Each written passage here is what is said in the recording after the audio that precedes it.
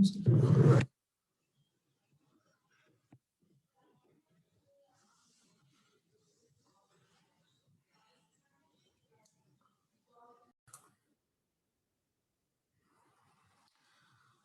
Good morning, everyone, and very, very warm welcome to you all to our second EliteHR Masterclass.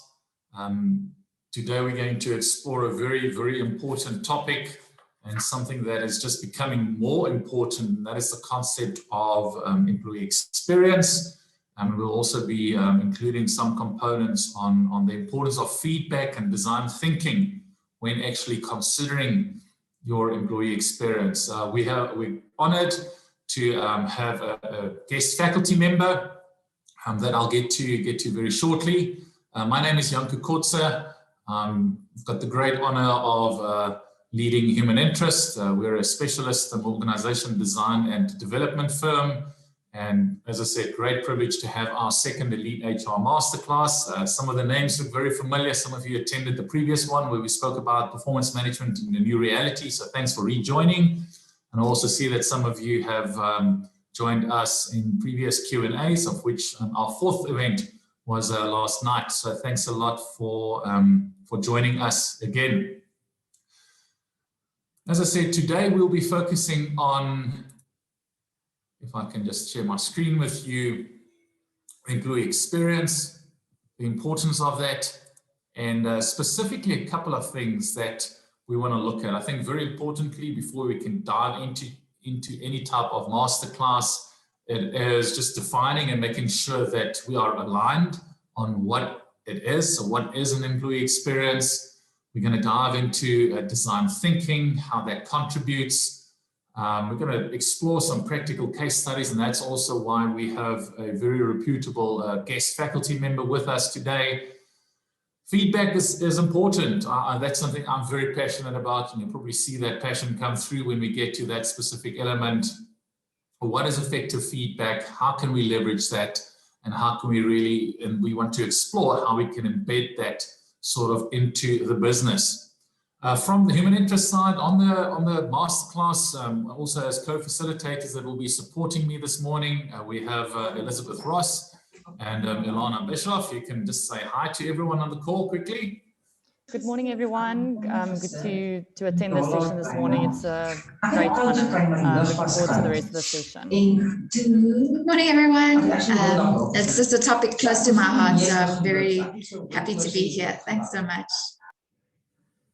Great, thanks Elizabeth. And then, without further ado, I want to introduce our guest speaker today, Dr. Feltzman, who you can see up on the screen as well. Dieter is the Group Human Capital Executive for Metropolitan Momentum.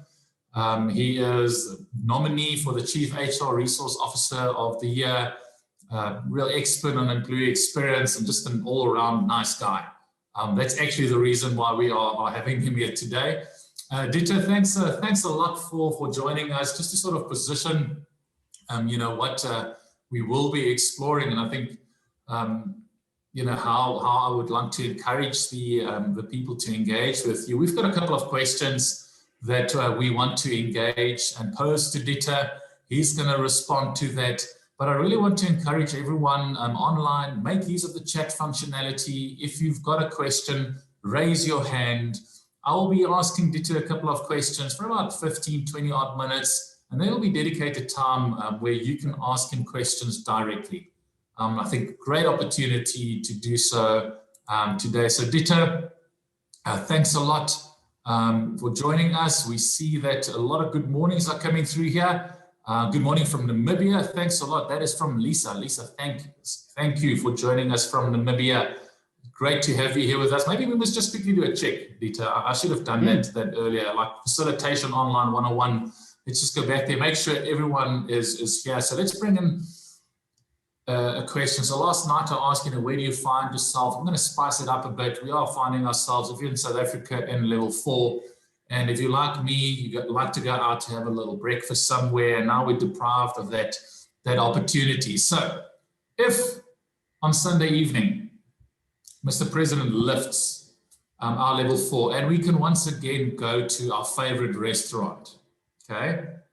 What is the restaurant that you want to go to? And what is the meal that you would like to have? So fire away in the chat functionality. If next week we are fortunate enough to go to a restaurant again, which restaurant would you go to and what meal would you have? Let's quickly see if we can find the chat for that. Or I might be joining you, Leonie. California omelet's one of my favorites.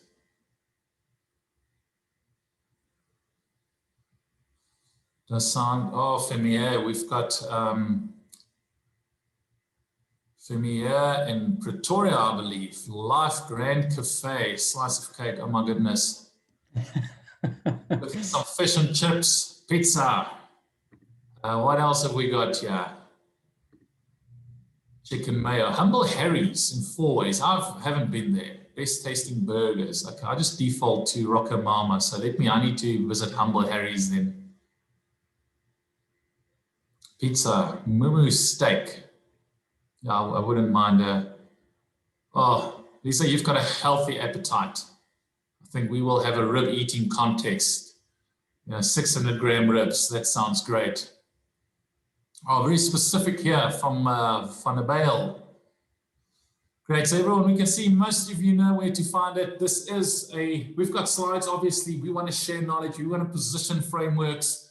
But today is an interactive session. There will also be small group activities. Okay, so you will at a couple of points during the masterclass be allocated to a small group randomly done by Zoom's algorithm. So be prepared to engage in that. Cameras off, microphone off, except if you enter into the conversation. Dieter, thanks for joining us.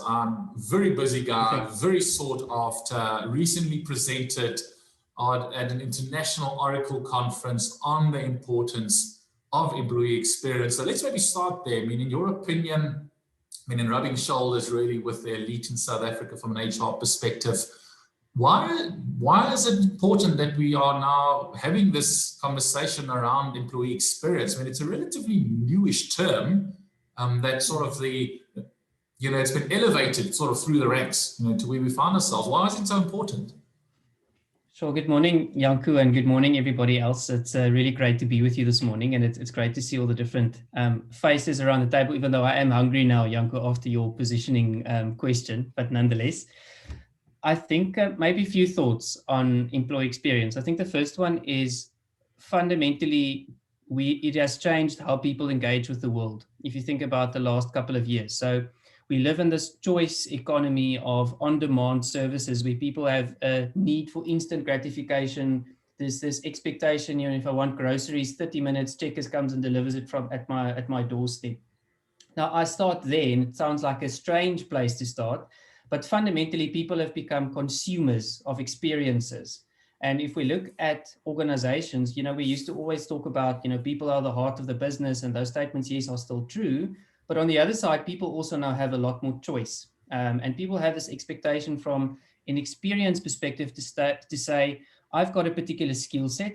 If I choose to offer it at this particular organization, I need to look at the fact, what is it that I'm getting? And I know we're going to talk a bit more about that psychological contract.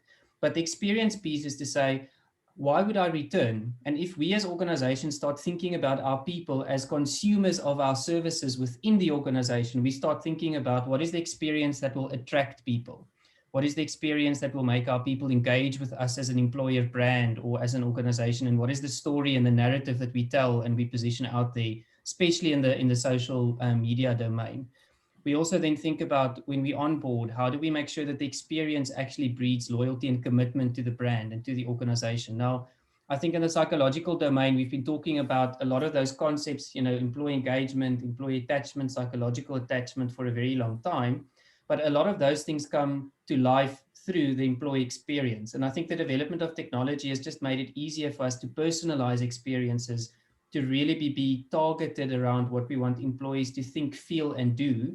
And that leads towards a lot of things pertaining to productivity and effectiveness in the workplace. And I think that's why the topic has come to life. We've been talking about, I know a topic you're also very passionate about around employee engagement, but we are still struggling to get that right in organizations. And I think the employee experience movement is around, if we view employees differently and if we create different experiences, is there not something else there that we can tap into? And it's become extremely popular at the moment to talk about it and the different elements thereof.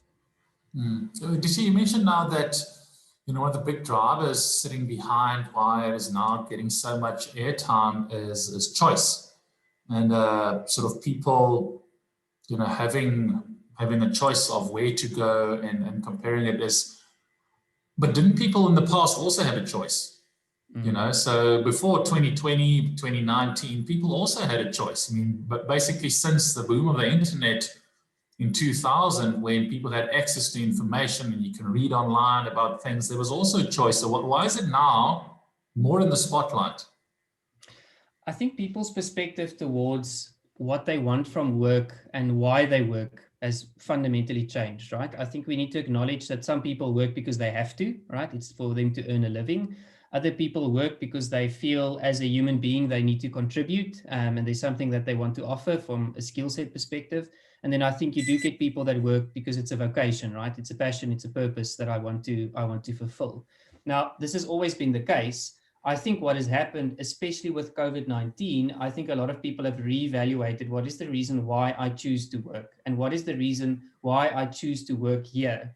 And to your point, with the rise of the internet in the 1990s, we started talking about things like flexibility and remote work and knowledge work.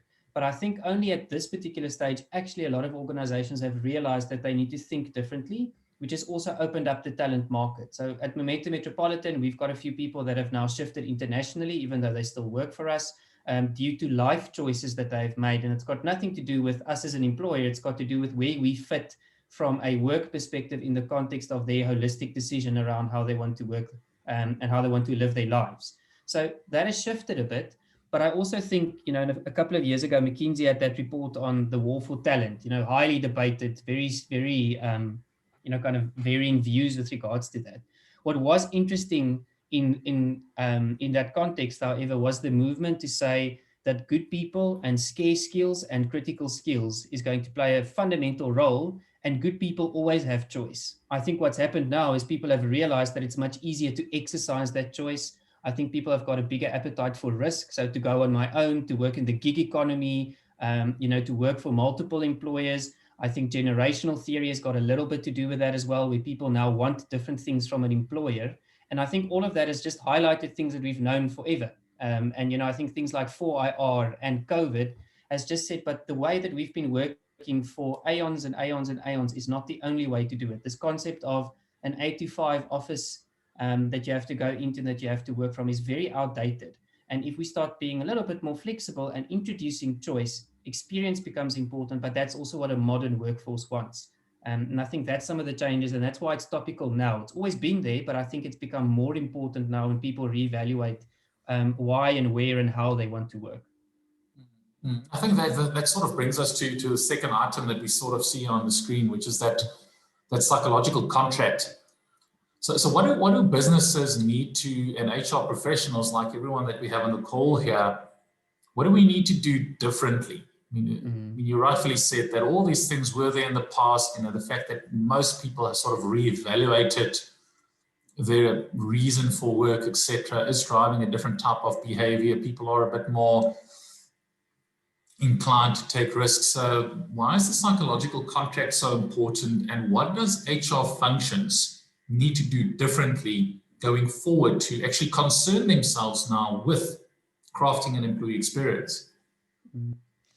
Janko, I think the first thing is, I think organizations and HR, traditionally, we were very paternalistic in nature. So what I mean by that is, we looked at the workforce, we made assumptions about the workforce, and we said, if you go into the work environment, these are the 4 things everybody wants from a great employer. And we've almost tried to standardize that to such a level to say any good employee value proposition needs to have some type of employee benefit in it. It has to have some type of something around flexibility, some sort of subsidization of something else, and a very transactional type of relationship, with employees. We then shifted that to say, but there's also components around work content and challenge and what we want to provide people.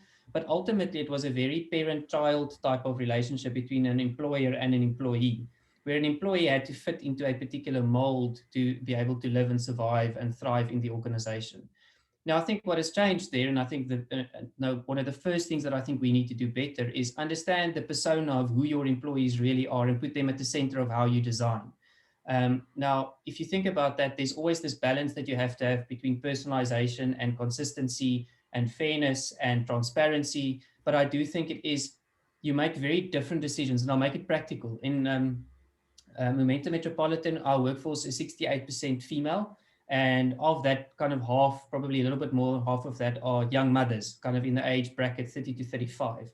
So when we think about what our employee wants from us as an employer, it changes the concept fundamentally, because it's actually not a lot of the longer term benefits that a lot of people would think about for one day.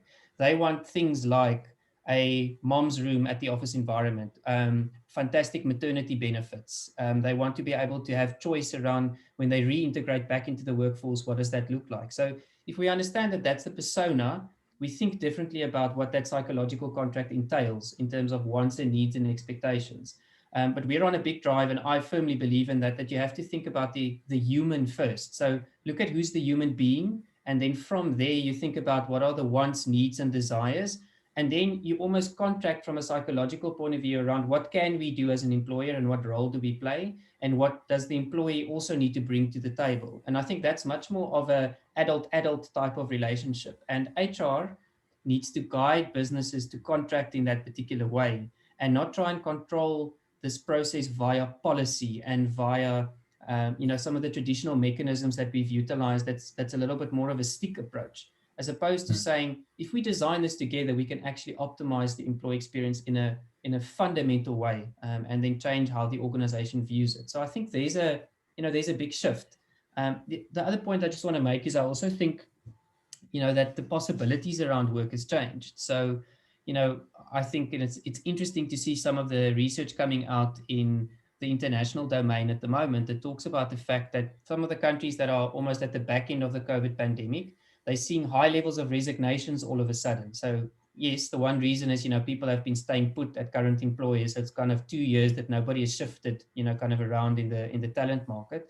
But what has also happened is people have realized that, some employers are just bad to work for. It's just not a great experience. So when things like, do you really care for me? Can you see me in the context of where I live my life? I am a parent at home having to look after my kids because they are being homeschooled due to COVID at the moment. What is that give and take relationship? And I think the psychological contract, in some instances, I think strong cultures are even stronger now with a lot more committed people. I think organizations where there was some sense of cracks or toxicity in the relationship already from a trust perspective, I just think we're going to see a lot of that breaking down over the next couple of years as well. I'm hearing a lot of it's actually great, because that's where we're going to touch on today, the concept of design thinking, really that iterative process, putting the human and human needs at the center. And one word that I love that you use is the word of persona. And we'll be exploring that a little bit during today's session. And it requires, in my experience, and you might attest to that, Dita, a completely different mindset from an HR professional. Moving from, as you said, that transactional, process-driven type of approach to something that is very human and people-centered. And one would think that HR, that should have been HR all along. Last night we had a question around how does HR add strategic value? And, our colleague JP, unfortunately can't be with us this morning, said that that's one of the key things is you need to almost engage on that one-on-one level. You need to understand, put yourselves in their shoe. You need to ask, the so what type question. We're doing performance management, but why? To what extent? How is that different? And I think that's a key thing. So as you shared a great example, and thanks for your willingness to do so from your current organization that you lead, the HR function.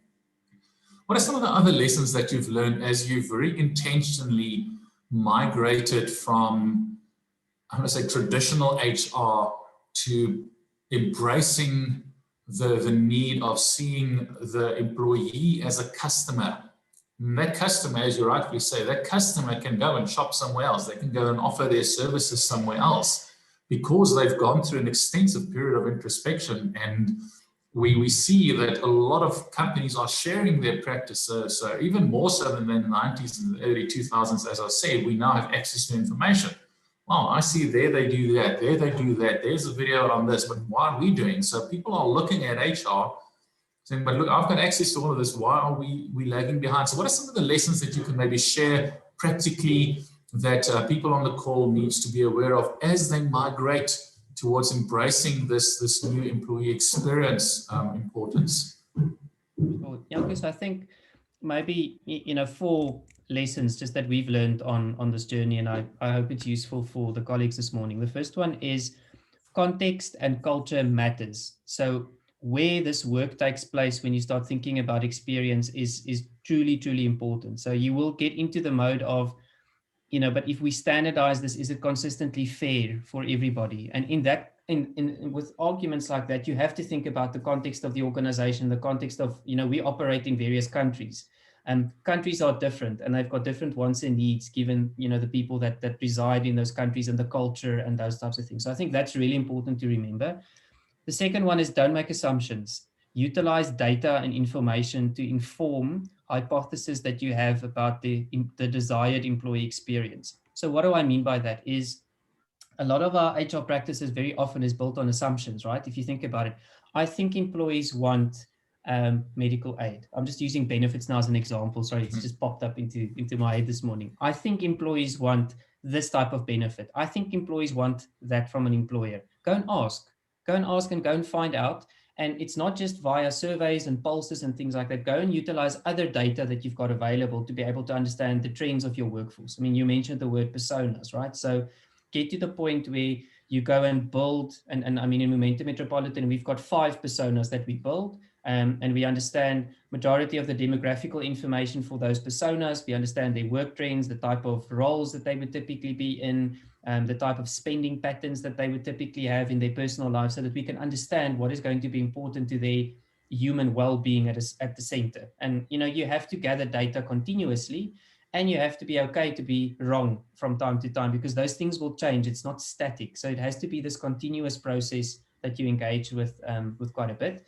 I think the third one is be flexible enough to balance personalization with standardization. So obviously there's things that you say, everybody has to do these 5 things for this experience to work, but allow the fact that maybe for this persona, there's a step 6 and 7, and for another persona, it looks a little bit different. Now, it doesn't make it unfair, but we need to move away from this concept that everybody needs to be treated fairly. Yes, but that does not mean that everybody has to be treated exactly the same. So create a framework around which you want to work within from an employee experience point of view. And in that framework, allow people to choose, allow people to personalize, allow people to choose and make their own decisions about, what they want from the employment relationship. And then the last one, just be practical. You can't optimize 100 or 200 experiences. Choose the 5 experiences that you think is going to be most important for the majority of your people, and that will have the biggest impact on the organizational outcome, because you want to balance that personal experience for the employee and how that links to what the organization also wants. So you have to talk the language from a business perspective to say, for us improving the employee experience, what actually happens. So to make it practical in our world, we can see the moment our employee experience measured, and we've got something that we call voice of the employee, which is a continuous metric of experience. The moment that starts going down, we can see in our call center environment that our client satisfaction scores will go down a couple of days later. Now that changes the conversation with business when I go to them and say, guys, we need to do something different around how we're going to change the experience of your people in the call center. Because just talking about employee experience, a lot of the business guys will just say, oh, okay, another HR thing. But the moment that you approach it with showing them the impact, showing them why it matters, then it becomes a very different conversation, because ultimately employee experience is owned by business. It's not an HR concept. We facilitate the process and we help design it, but it's ultimately there where the employee relationship lies. So yeah, context and culture, don't assume, use data, balance personalization and standardization, and just make it as practical as possible for business. I think something that really stands out for me, what you said there, Dieter, is that it's a business prerogative. HR can facilitate, but this is something on the business. And also one thing is that, you mentioned the 5 personas. And that's also something that we see, and I'm going to use the word pioneering. So if you want to be described as pioneering in the organization, you're pioneering. Pioneering organizations are using personas more so than, you know, your traditional, okay, the D-band employees, they get X, Y, and Z. You know, that is still very much old school thinking that 99.9% of organizations, in my experience in South Africa, still follow. And then, so then you stratify it by grade, okay? But then you try and throw in your performance management things, and you might be using 9-box, and you're like, okay, this is our high flyers, they want something else. So it's a little bit of a different flavor to it, but I much more favor that the persona, you know, the type of individual. I mean, just think about car manufacturers. They've got different models catering for different market segments, and we should be doing exactly the same inside an organization. You might be a C-suite executives, but your life choices and your lifestyle is exactly as maybe someone in a B upper grade, okay? And I want to be treated like that. Last thing, Dieter, that I want to just get your insights on is sort of the importance of feedback. So we're going to talk a little bit today in the masterclass around giving feedback to employees. Now, and we'll share some stats on that, you know, how majority of people are crying out for feedback, but they don't get that. You know, either it's because managers are hesitant, managers don't know, the system doesn't allow it. I have to wait for my annual cycle and HR to send me a reminder email to actually speak to the person that I'm supposed to be leading.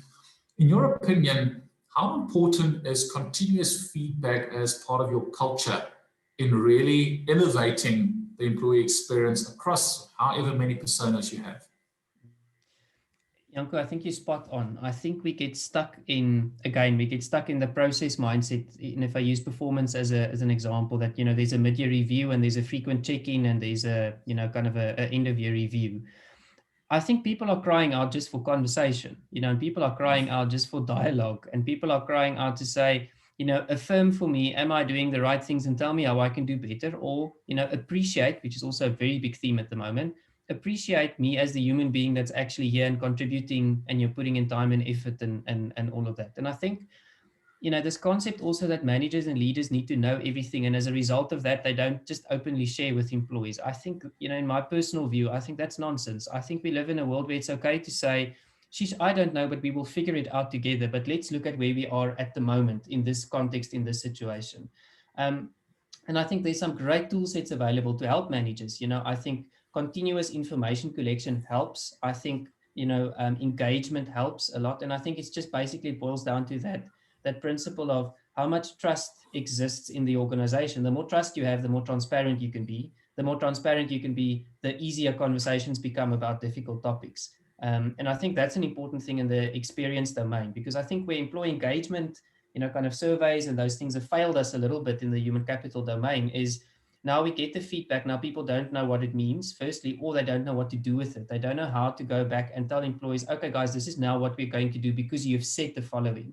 But make employees part of the solution. Speak to them and say, you have identified that appreciation is a real challenge. Guys, where we are financially as an organization, we can't roll out these huge recognition programs that's just monetary in nature.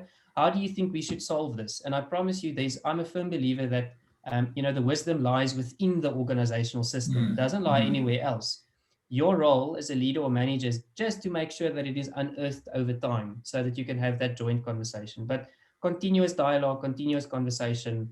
You know, I mean, a manager, I always try and guide managers to say, remember, you're an employee first, and then after that, you are a manager and a leader. So think about where your employee had for a moment. How would you like the situation to unfold? How would you like to be treated? And that sometimes changes their perspective a little bit to say, okay, hang on, you know, actually I'm missing and I'm hiding behind process or I'm hiding behind policy, which, you know, I think is an interesting development. Yeah, I mean, love what you said there. And, you know, right at the heart of that is that empathy, that ability to craft a persona. So if I see myself, if I'm a manager and I'm reporting to someone, if I can imagine, okay, but this person is only talking to me once a year, I'm in the dark, I don't know. And this is how I feel. Is that how I want my people to feel? So I think great angle that you shared there. I want to open the floor now, Dieter, just a couple of minutes, couple of questions from the people on the call. Anything Colleagues online attending, any specific questions that you want to pose to Dieter in light of what he shared in terms of the importance of the employee experience, the fact that we have got so much more choice, that HR needs to think differently, that we need to concern ourselves much more so with personas than, I want to say, with job grades and levels and all of that. He shared 4 quick practical lessons that they've learned, and he elaborated a bit on the importance of feedback and also just engaging and co-creating the type of experience. So let's just open the floor for conversation. I'm happy to bring you in. If you put up your hand and you want to actually voice your question, you can use the chat functionality as well. We've got a question here, Dieter, and I'm very glad that it is directed to you, because I don't think it's an easy one. So the question is, how do you teach someone to be empathic or to show empathy, to be that employee first and then a manager? Sure. So it's a fantastic question, and I think one that's received a lot of attention, especially, kind of, I think during COVID times, where there was a lot of, new challenges for managers and leaders to think about in the employee experience. I think it starts with self-awareness. Now, I mean, it sounds like such a, cliche thing I'm mentioning, but I think it starts helping people understand the impact of their own behavior and helping them understand that how do they find their style and their approach towards that relationship with an employee? Because I sometimes think, we try and box managers into these styles that we say, your style needs to be high on empathy, needs to be low on that. You need to be a little bit assertive, but not quite as much. I think there's a self-awareness to say, Dieter, you as a human being, this is who you are. You are good at this, this, and this. These are your blind spots, and these are the areas that we think we need to help you develop a bit in order to foster, a trustworthy relationship. So it starts with self-awareness. It starts with helping people understand their own behavior. And then I do think it also just starts with some basic interpersonal skill sets around how do you really listen. And I think that's the biggest skill that most managers need to learn in, as quickly as possible, is how do I really listen and interpret, and how do I really engage with people? Now, I'm a firm believer, and maybe naively so, that all people are deep down, they are all good. I think if you can tap into that, I think empathy happens, because I don't think empathy is, something that I draw you into a room and I say, okay, guys, today we are going to teach you how to lead with empathy. I think you can give, markers and guidelines, but it ultimately comes towards the individual finding within themselves, what is the way that they can do this and what is the way that they can lead. And then, I think guiding that through some practical skills and things like that. I don't know if that helps. I think a key thing that I would like to add on there is also, it's not so much sending a person on a training course, okay? It's about having very sincere conversations with an individual. I mean, a question that I always like to ask in a case like that is, let's just write down the 5 words that you want to be known for. What is the type of legacy that you want to leave? And then they will list it, and also, this is beautiful. And what do you think the words people currently use to describe you, and why do you think they are saying that? And then we can engage in a very healthy conversation based on information that the manager or the incumbent has given me. If there's alignment, not if there's a gap, then we address it and say, okay, but look, what is it that you need to do differently to move closer to this type of legacy that you want to leave? And sometimes, people will say, I had a session last week with someone around, I said, well, what are the words that people use to describe you? Immediately, without fail, bombastic, driven, hard. Okay. I said, and do you like that? How does it make you feel when people say that? How does it make you feel? I mean, he used it was a gentleman, he used the analogy like he's like Moses in the Red Sea, when he walks in, people part. I said, okay, well, do you like that? Does it make you feel warm and fuzzy inside? Yeah. And he was quiet for a while, and look, I'm someone that's very comfortable with silence. And after a while I said, actually not. And we could then engage in a good conversation. Let's just see some other questions coming through here. I'm just going to read it to you. How do you get the business to back you as HR? Because while a lot of HR professionals are shifting away from the traditional, the business itself or the director owner might still have a traditional outlook. So it's almost like, how do you educate leaders on what HR, the value HR can actually add or should be adding? So I think let's talk a little bit about that. And the other question, Dita, here, and that's sort of the last one before we are going to let you off the hook. This question, you speak about psychological contracting. How do you determine whether employees are satisfied with that contract? And I think you sort of, to an extent, you did touch on that. You ask surveys, questions, so we can explore that a little bit as well. But let's talk around, how do you get leaders and business managers to really back you? I mean, you said now, and you used a great example of the employee voice is dropping. It has a negative impact. So my opinion is C-suite executives use data to get them to sway. But in your experience, what advice would you offer? No, I think you're right, Janko. I think there's definitely a point around, show why the stuff we do matters. Now, I know that sounds like a very philosophical point I'm making, but I think we sometimes get so caught up in trying to explain, the theory and why we do things and, the latest theory on human behavior, and that is why we want to improve employee experience. To be very honest, I don't think business cares about that too much. Business wants to ask you a few questions. The one is, if you're in HR, they want to know, do I have the right people? Am I looking after them in the right way? Am I covered for risk if something does go wrong? And what can you help me to perform better? Now, I know it sounds very simple, but if you start thinking about a lot of our HR practices in that particular way, then you change the conversation with business because you don't come with an HR angle. That's kind of the one point I want to make. The second point is, I think, unfortunately, in the HR business partner era, I think we've gotten so caught up on every HR practitioner has to have, this wealth of business knowledge and business acumen and just talk financials, and that I think we've actually lost a little bit of the reason of why we are actually in organizations, and we are there to be the people voice, and we are there to actually provide the people view and to be the expert in human behavior and to provide that view to the organization that is a little bit alternative. Now, yes, you have to have business acumen so that you can understand how do I link it to what the business is currently with. But it is about, I think, stepping up, asserting yourself in your role, and then building a relationship of trust with business over time that they allow you the opportunity to actually experiment a little bit.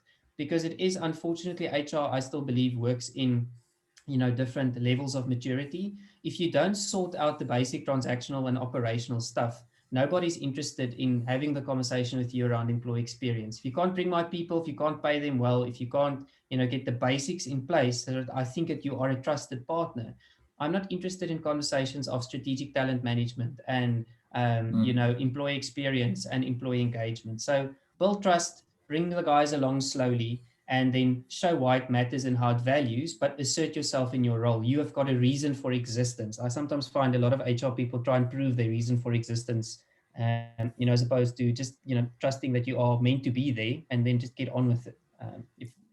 Maybe a bit of a harsh message, but that's kind of... No, but it's true. It's true. And I see here that our colleague who posed the question, so maybe I'm going to pronounce your name. It's either Angel, or if we were in Spain, it would be Angel.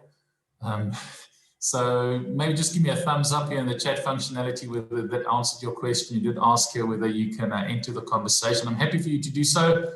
So if you quickly want to unmute and just respond to what Dita said.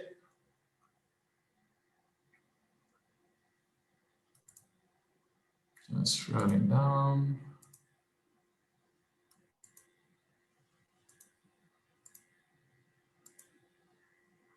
Okay, so it looks like you adequately addressed that that question, Dita. Thanks a lot for that. I think one of the things that we'll get to a bit later from Alda is exactly that. Yes, Dita, you were spot on in your response there. It's sort of earning that trust, and it's almost earning the right to actually engage on strategic. Don't come to me with this and that if you can't pay people on time, if you can't fill a vacancy within this, etc. So we want to move in here, but it's almost like, in sporting terms, if you watch rugby, you need to earn the right to play it wide. You get the basics right first, and then you can play fancy football. Ditto from our side, from human interest side, and from the Elite HR platform side, thanks a lot for making the time in a very busy schedule to join us this morning. We're very appreciative of your time and the input and the knowledge that you've shared. So thanks a lot. I think from everyone on the call, let's just quickly give Ditto a thumbs up and a thank you. He's got other commitments that he needs to get to. We've got more exciting content that we want to dive into, really unpacking a lot of the things that Ditto has touched on, the importance of the experience. What is it? How do you design it? Design thinking. We're going to share some frameworks in terms of feedback, things that we found to be very practical, the importance of that, the benefits of that. And as Ditto shared that example, there's a lot of benefits on having a great employee experience. So Ditto, thanks a lot. Letting you off the hook. Our colleagues on the call, don't go anywhere. We are going to proceed. Ditto, thank you very much. Have a good day. Thanks, Janko. Have a good day, guys. Enjoy.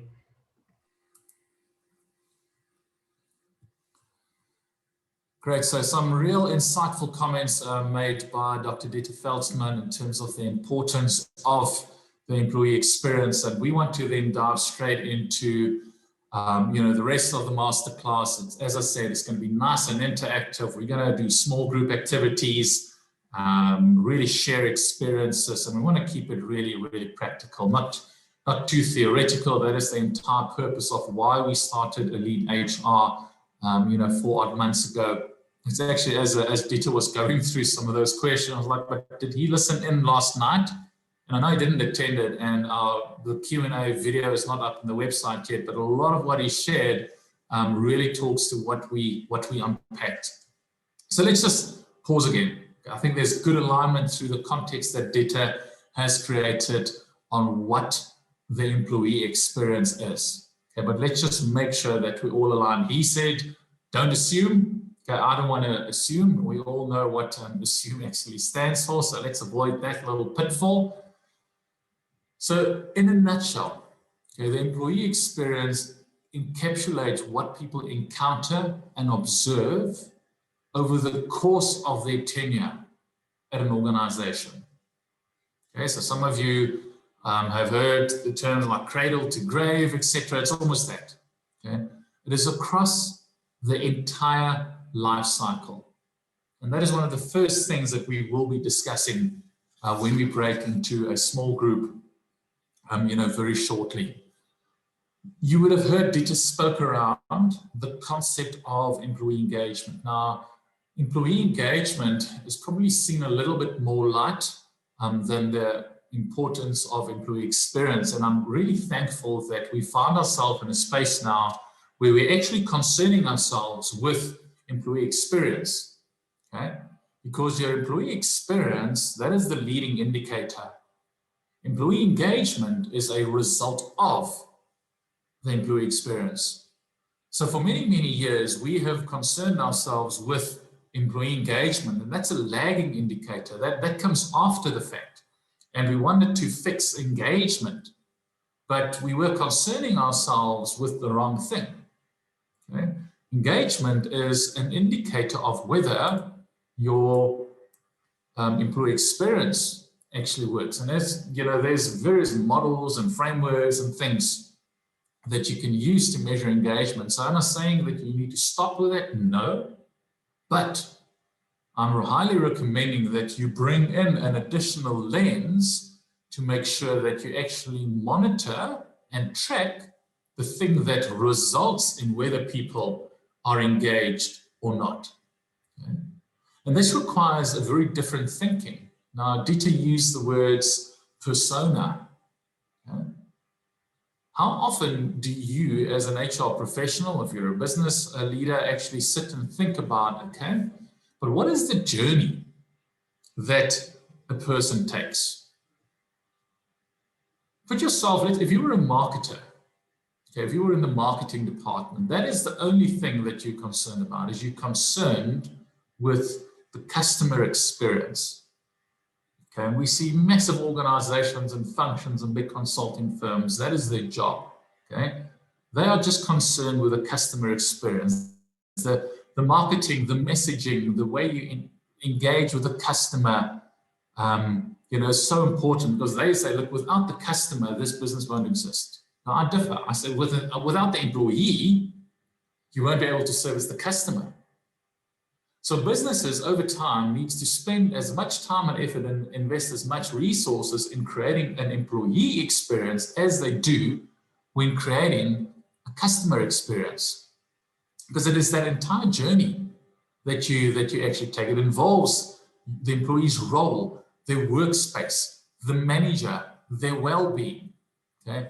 A lot is encapsulated in the context of employee experience. Okay? Now, there's a lot of benefits and why we actually need to concern ourselves. So you might be saying, but look, Janko, I support what you're saying. But how am I going to get our business leaders to invest time and be concerned with this concept of employee experience? Okay? You would have recalled that if you attended our first Q&A, which you can find on our website, we spoke a little bit about the employee value proposition. Okay? Now, your value proposition is a packaging of the experience that a person will have when they enter your organization. In there, I actually use the word lifestyle experience. Because work and life is so integrated, that is something that we need to concern ourselves with. And you would have heard how Dieter cited some great research and stats, and people are reevaluating their purpose. And we need to understand what that is in order to reap the benefits. So I just want to share some of the benefits with you. Okay? If you feel that, look, I need some stats, Janko, to get my business leaders to understand why it's important for us to onboard in a certain way, to retain in a certain way, to develop in a certain way, here you go. And I'm happy to share the actual sources as well. So companies that have scored highs on employee experience, and you can expect 4 times higher average profits, 2 times revenue, lower turnover. Again, various research, it's all got to do with business performance. Okay. Again, 25% high profits, innovation, customer satisfaction, and not just research that you see here. Dieter shared an example practically of what they found. If I don't have a great experience and I'm a customer-facing employee, that is going to shine through. I think it's Richard Branson who also said that, look after your people, and then your people look after your customers. Don't be concerned with your customer first. And Virgin is doing a lot of great work. It's widely published as well in terms of how they treat their employees, because that is their philosophy. They believe that if they treat their employees well, the employees will treat their customers well. Another great example is Zappos. Great research and a lot of good things published around them as well. Later on in today's session, we're going to look at Netflix. You would have heard Dieter speak around the importance of context. Okay, that's one of the pillars that makes Netflix so successful, specifically under the banner of feedback. Context over control. We're going to dive a little bit into that as well. Okay, let's just look at some of the additional stats that we see here. High productivity, improvement in quality. Just think about yourself. If you have a great experience working for your organization, you will be more productive. You will be more engaged, however you want to define engagement. You will be more innovative because there's a safe space. The company really looks after you. You want to stay there, so your turnover is going to be low. You're not going to, take or just be absent for the sake of being absent. Okay. You will be paying attention to what you're doing. So the research actually states that people that has a great employee experience, where safety is important, significant drop in safety incidents. Net promoter score through the roof. You're going to talk about your company. Then isn't that ultimately what we want our organizations to be? Okay, I want to proudly stand there and be a brand ambassador. Commitment, satisfaction. Executives worldwide actually believe that it's important, so at least there's some movement into that space. Okay, so you want to be in a position where when people leave, that they should realize they made a mistake. They would want to come back. Now, is this something that you're going to fix overnight? Probably not. It will take some time. So that is absolutely, absolutely important to understand that this is a marathon. Okay? Elizabeth, please also share some of your thoughts on that. Right. Now, I've been enjoying the insights, and especially getting that practical insight from Dieter around what they're doing at Momentum is great. Just on that point of top talent that leaves should always consider coming back. I think if we look at employee experiences, even beyond when an employee exits our organization, we don't want them to exit our organization and badmouth the company. We want them to leave with grace, and they leave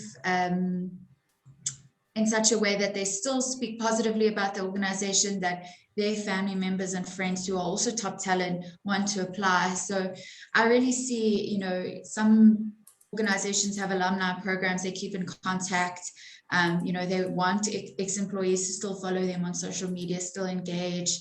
So I really think that we should look at employee experience as that broad. It starts from the point of attraction, of being interested in an organization, not even having applied yet, to the point of I've left them, but I'm a proud alum, and I still speak positively about this organization. I still value the experience I had while I was there. But it's all.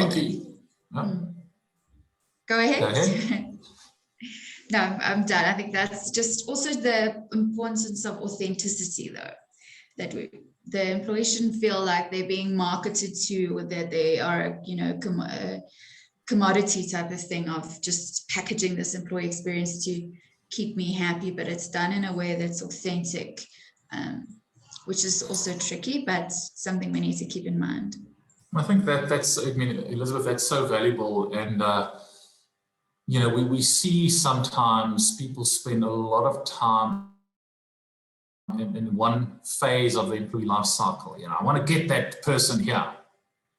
But then there's a massive disconnect between the picture that you've created and what they actually find when they join the organization. So, Dieter used the word consistency, standardization, yet personalization, and that is a balance. Okay? And that's also almost like teeing up, what we are going to discuss in our first small group activity. So I've created a couple of small groups. You will be going into the small groups for 5 minutes, okay, randomly assigned. In those small groups, I want you to discuss two things. Firstly, I want you to consider the value chain. Okay, so think about the employee experience value chain, the various touch points. Let's call it the phases or the stages, whatever you want to call it. I want you to sort of just identify them. Okay, so what are these phases that I really need to concern myself with in creating a great employee experience? Okay, so list them. It can be 3, it can be 4, it can be 5. We'll be sharing our thoughts on that. And then I want you to think about, okay, what is it that we as a collective, in your small group discussion, do you think you can do a little bit differently?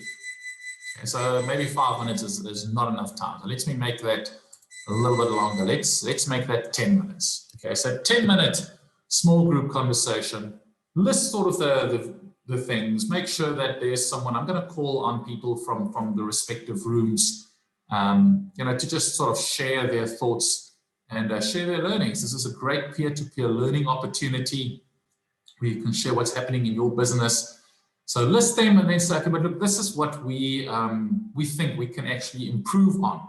Now that we've heard some great examples, now that we've heard about the concept of a persona, what will you do differently? So then open up the rooms. Don't run away now, please. We're going to have a nice conversation after this. So rooms are opening. You all know how to accept rooms. I don't think I need to do a little tutorial on that. And then I will close the breakout rooms and it will automatically close after 10 minutes. So let's share, let's learn from each other.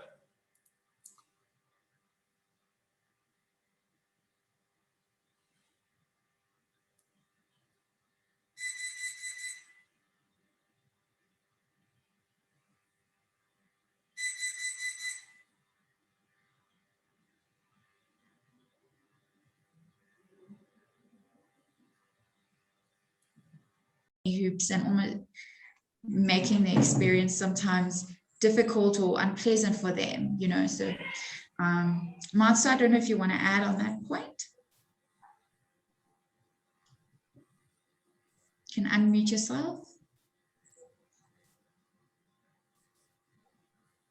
I think whilst she's sort of looking for that, what we just share up on the screen here now is a model that we like to use internally at Human Interest when we support clients in really creating, you know, the right type of employee experience. So there's various touch points, you know, that one needs to consider.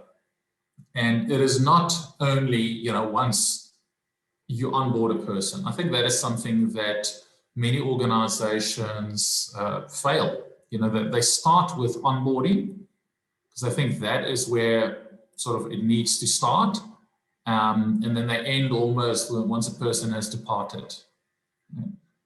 No, it should be starting when you start attracting your talent. So for everyone on the call here now, when you consider employee experience, I strongly encourage that you consider all 7 of these phases. How do I attract it? Attract the right type of person. And there's various ways in which you can do that.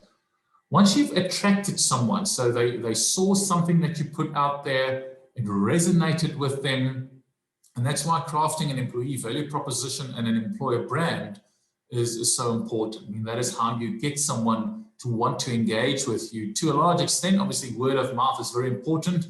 And that is where that engage, perform, develop component will come in, well, that I'll talk about. When you hire a person, the entire hiring process, I mean, take yourself through the process. That's the key thing on employee experience, is you need to take your own process. Is it easy? Is it seamless?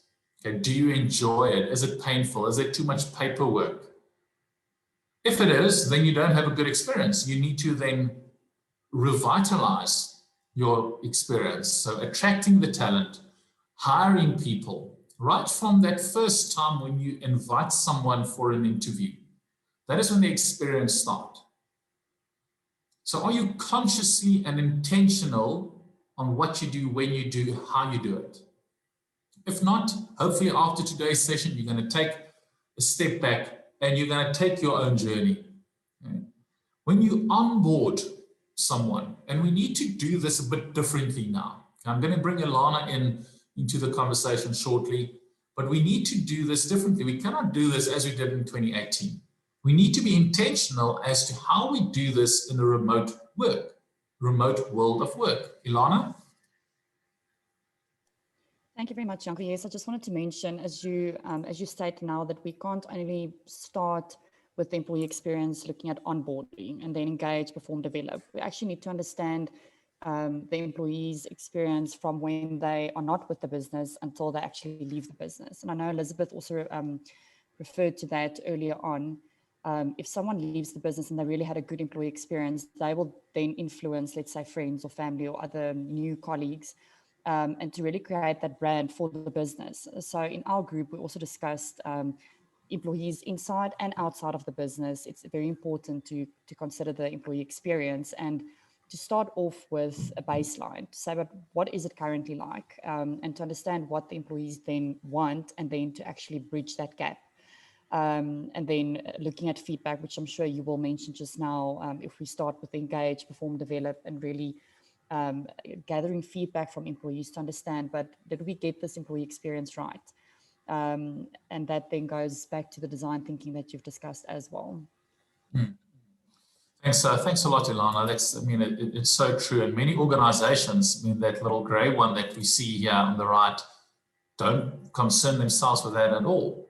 Many pioneering organizations have alumni. And does your organization have an alumni? Strongly encourage you to consider that. Once they've left, you still want to engage with them. You still want to have positive word of mouth. So once you've onboarded a person into the organization, once they're inside, that's when you engage, perform, and develop. Okay? That is, engagement comes in after the experience. And remember, it's an output of that. And that's where you need to concern yourself with creating a talent ecosystem where there's a symbiotic relationship around all types of practices, okay, processes, but also very importantly, behaviors. And if you missed last night's Q&A, it will be up on the website early next week. Have a listen. When we spoke around the importance of culture, when we spoke around how do we do remote on-the-job learning, okay, we shared some practical things that I encourage you to visit. In short, take the journey yourself, attract, hire, onboard, perform, develop, depart, okay? Practical things. Okay, so just 3 examples that we want to share. So you might have a very easy hiring process. Okay, great. Okay, at least let's start there. Okay? It's a seamless process. But what you actually want to have is true job fit. Okay? It's great to go through this seamless process, but when I enter the organization, you know, there's a disconnect between what they said I'll be doing and what I will be doing. Then I'm actually not creating a good employee experience. Okay? So do you concern yourself just with the hiring process, or do you actually concern yourself with a great job fit? Because the latter is where you will elevate employee experience. Okay, that is when there's that natural fit that will boost confidence, boost success. That is when you start reaping all the benefits that we shared previously. Seamless hiring process is not going to give you that. It's going to play into that, but you want to have a great fit once inside the organization. You don't want just to have a nice manager. Okay? You want to have a great coach. Hence, I said you need to concern yourself once a person is inside the organization, they've had a good experience to maintain that. Okay, we're going to dive into feedback very shortly. Okay? But make sure that you capacitate the system with people who care for each other, people that know how to coach. Okay? That enhances productivity and passion. There's a difference again also between knowing the mission and connecting with the mission. When you are concerning yourself with an employee experience, on these 3 examples here, you'll be concerning yourself with the latter, a true job fit, cultivating great coaches, creating a culture of coaching, creating a culture of not just knowing the vision, but connecting with that through various ways and means. And one of the methods, and this is what we're going to look at now before we take a comfort break, one of the great ways in which you can do that is through the process of design thinking. Okay? Now, we can spend days on end really doing a deep dive on design thinking. That is not what we're going to do now. We want to introduce it, and we want to encourage you to make use of design thinking when enhancing your employee experience. There's 2 more things that we also want to get to today. So if you're not yet familiar with the concept of design thinking, in short, it is an iterative, non-linear process. As you can see here, okay, design thinking 101. Now, if you reflect on what Dieter has shared and spoke around a bit earlier, he spoke around the concept of empathy. And that is at the core of design thinking. Okay. So the foundation of design thinking is that deep interest in developing an understanding of people. It is that deep interest to develop an understanding of how people are responding to the various touch points across the employee life cycle.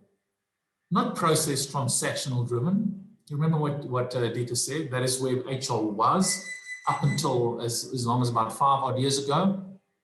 It's about really questioning the emotions that a process is eliciting, from someone. It is design thinking is a process of questioning. It's about questioning the problem. It is about questioning any assumptions that you might have. Reflect on the examples that Dieter shared. We need to have medical aid, we need to have this, we need to have that, we need to do performance management, we need to have a training catalog. Those are all assumptions. Are you actively questioning that? Okay, so key to put yourself in that. That is when it becomes useful in tackling problems that, that's ill-defined. And it's difficult for us to sort of challenge that. But this framework that we position here, really bringing to the fore that human-centric ways and an iterative process is something that will enable you to craft a desired employee experience. Ilana? Yes, Janko, thank you for that. I think where design thinking is also very helpful is we as human beings and our preference for getting comfortable with processes and procedures and knowing that things are working and this is how we've done it many moons ago and it's still working, so we're still continuing this way. We're getting very comfortable, and this design thinking actually takes you outside of that comfort zone. So it's really a process to follow to challenge your own assumptions, to challenge your own ideas of what you believe have worked for the past few years. I think, as you rightfully say, Ilana, it's a framework, a comfortable framework in our experience that will take you outside of your comfort zone, that will allow you and enable you to be more intentional. I think there's one word for me in 2020 and 2021. It is around intentional, and we've recently written an article, you'll find it on the Human Interest website, around intentional leadership.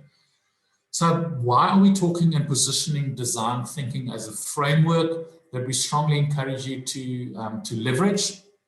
Because we believe there are many ways in which it can contribute to crafting that. Okay, so let's just pause on that. So it's a framework that will allow you as an enabler, as a custodian of it, to question, what you're being asked to do. It provides you with that holistic and empathic understanding of the problems people face. It really forces you, if you've also got a certain personality preference and you're very much maybe more task-oriented than people-oriented due to your natural inclination, it forces you to go against your preference. So you might find this very de-energizing, and that's fine. That is how we grow, as we grow outside our comfort zone. So it forces you to really put yourself in the shoe of the person that you are designing the solution for. Okay. So remember when Dieter also spoke around, when you're an employee and a manager, you're an employee first and then you're a manager. I think sometimes we forget that. We always propagate that when you design any type of solution, okay, and that's a key thing of design thinking, and that's why it's an iterative process.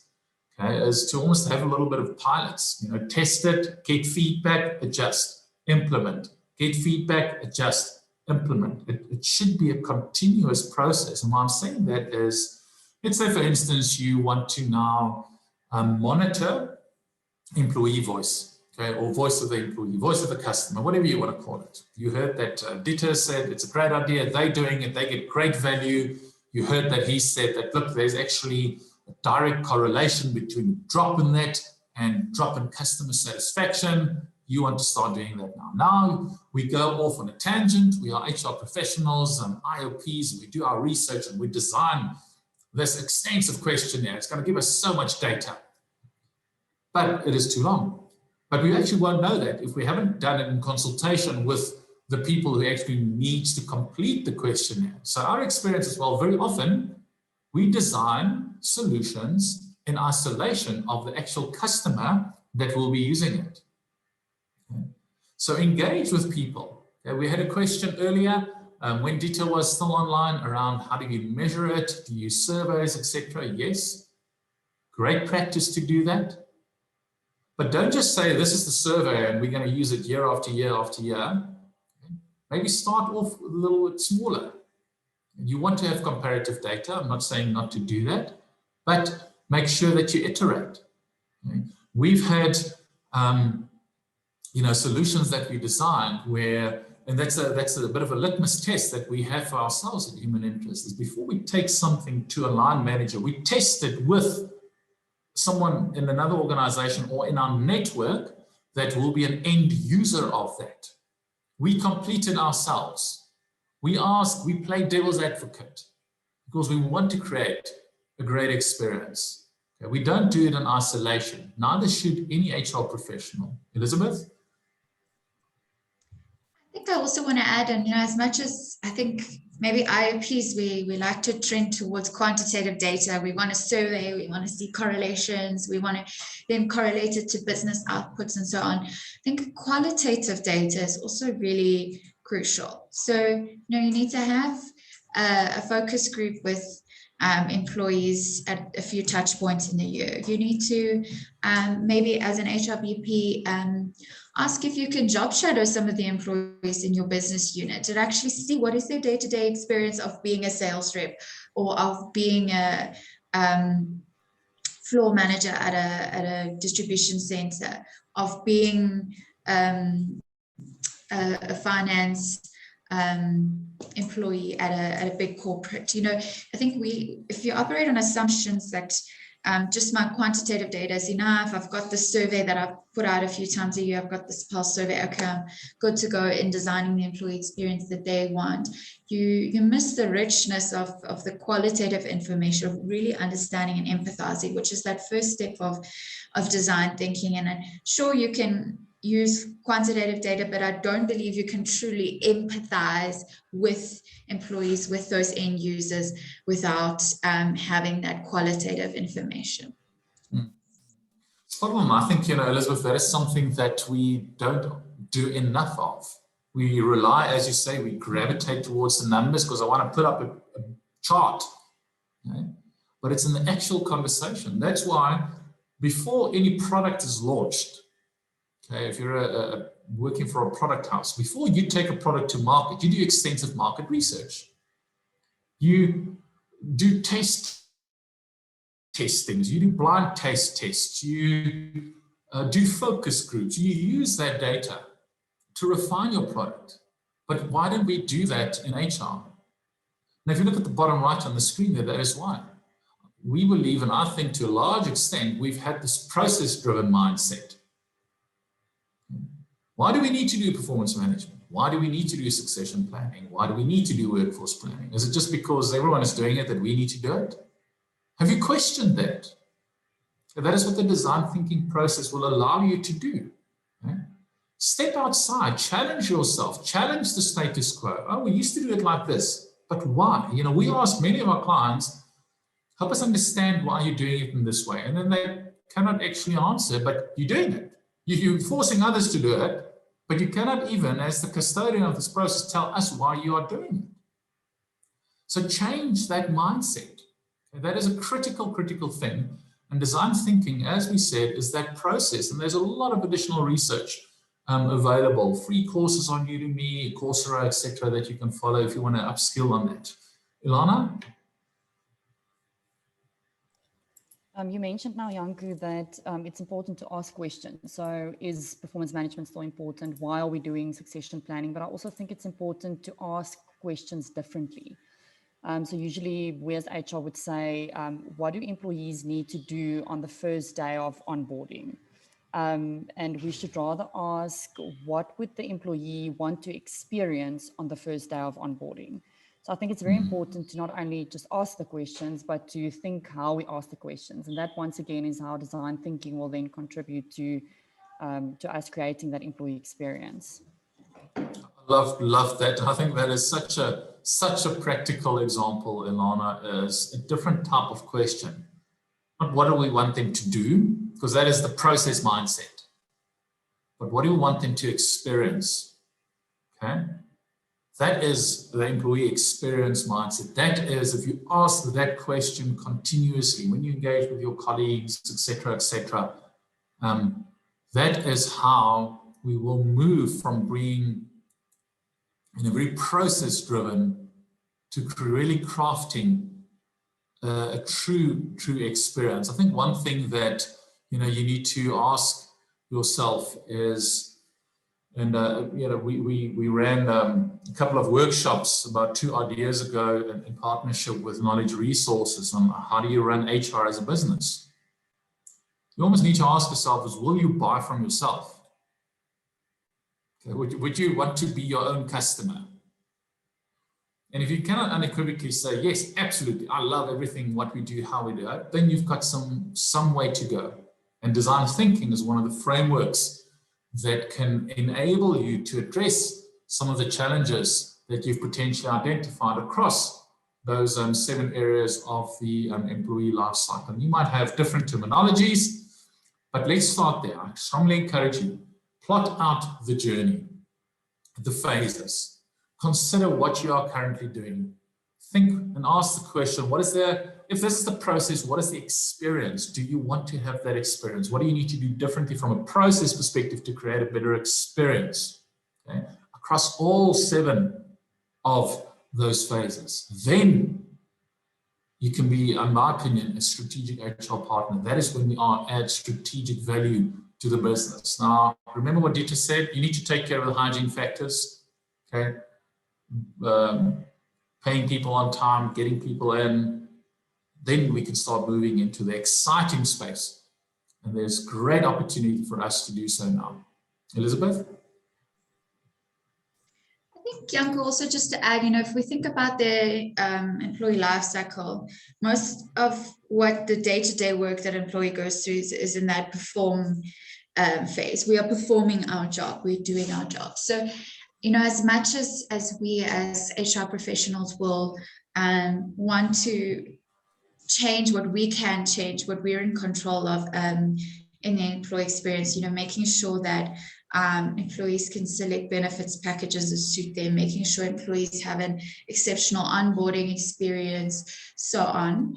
That really we as HR also need to have our ears to the ground and listen out for what is not, what is a hindrance to employees doing their jobs properly. And that might be not within our realm as HR. That might be that there's a lumbering IT system that is not integrated with other systems that the employees need to work with, and that their daily work becomes frustrating because they need to capture on this system, capture on that, and so on. So, if we can also listen to that and come forward to IT or come forward to other departments that employee is responsible for dealing with, and say, listen, I think we should look into budget for the next few years of actually rolling out an integrated IT system rather than this bits and pieces thing we have now, because it's making employees' lives difficult. They aren't able to do their work with ease and with enjoy, So we need to really take note of that perform stage, because that's really the moments that matters, the day-to-day 8 to 5 frustrations that employees might be facing. Love it. And I think, again, a great practical example of if you really want to position yourself as a business partner, that's what it means, is to partner with the business, to understand that. The great examples also shared by Ilana and Elizabeth in terms of, walking in the shoe of the employee, and not just necessarily limited to the HR processes that you are a custodian of, but what do they do on a daily basis? What is it, what does a life in their job look like? A day in their life, sorry. Walk that and identify things. That is when we start adding strategic value, when you can identify those pain points and you can not identify, but you can empathize with that. Okay, that is when we can start also leveraging the concept of feedback. We need to have that understanding before we can actually leverage feedback. Okay. Before we dive into this now, I think it's maybe a good time. We've been hammering away, having great conversation, collaborating, sharing for an hour and a half now. I'm going to suggest that we take a comfort break. So maybe just through a thumbs up if everyone is comfortable with it. We will take a comfort break. Don't run away. Grab a tea, grab coffee. Let's take a comfort break and we can reconvene then at 1:45. Okay, is everyone fine with that? Just throw me a little thumbs up. We will reconvene at 1:45. And then we'll start with the importance of feedback. Brilliant. Majority thumbs up. Whoever says no to a comfort break.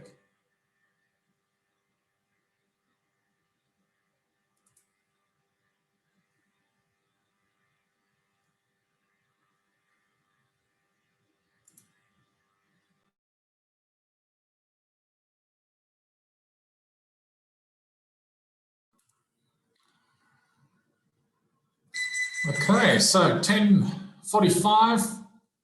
I believe that was enough time to grab a cup of tea, coffee. I managed to squeeze in a nice rusk as well, and I do have my coffee handy for the remainder of the session.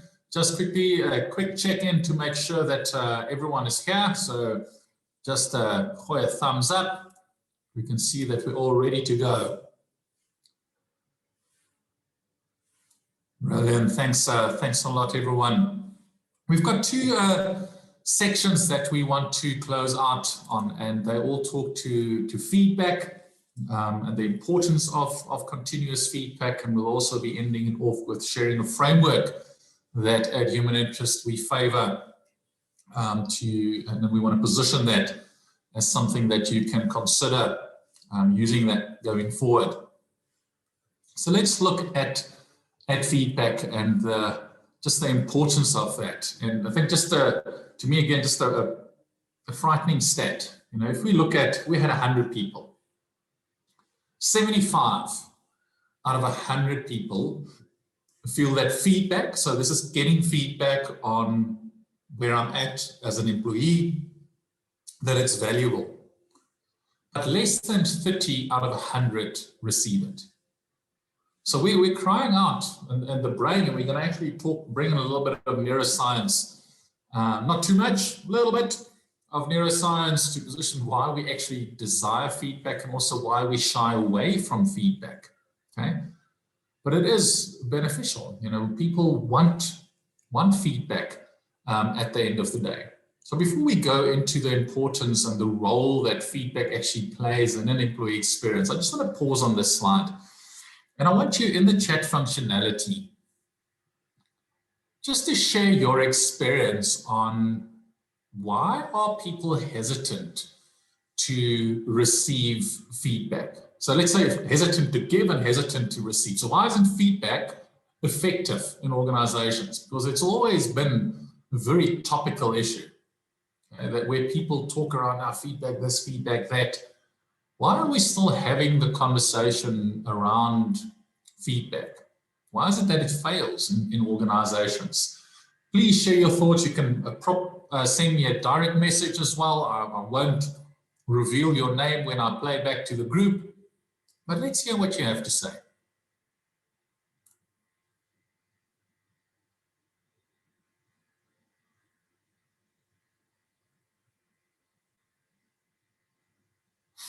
So we've got some comments coming through here from Lisa and from Natasha. People do not know how to give constructive feedback. Yes, we're going to share some tools with regards to that.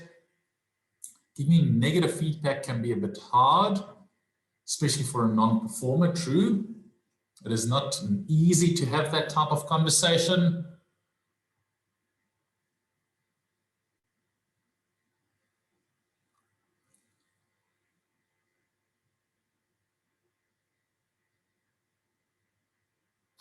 Yeah, so very valid from Paul. You know, people are uncomfortable to have difficult conversations. People are afraid that the recipient will be too sensitive, maybe lack EQ, lack of skill, enable the person to learn, yeah. Perspective of feedback, we're going to talk a little bit about that.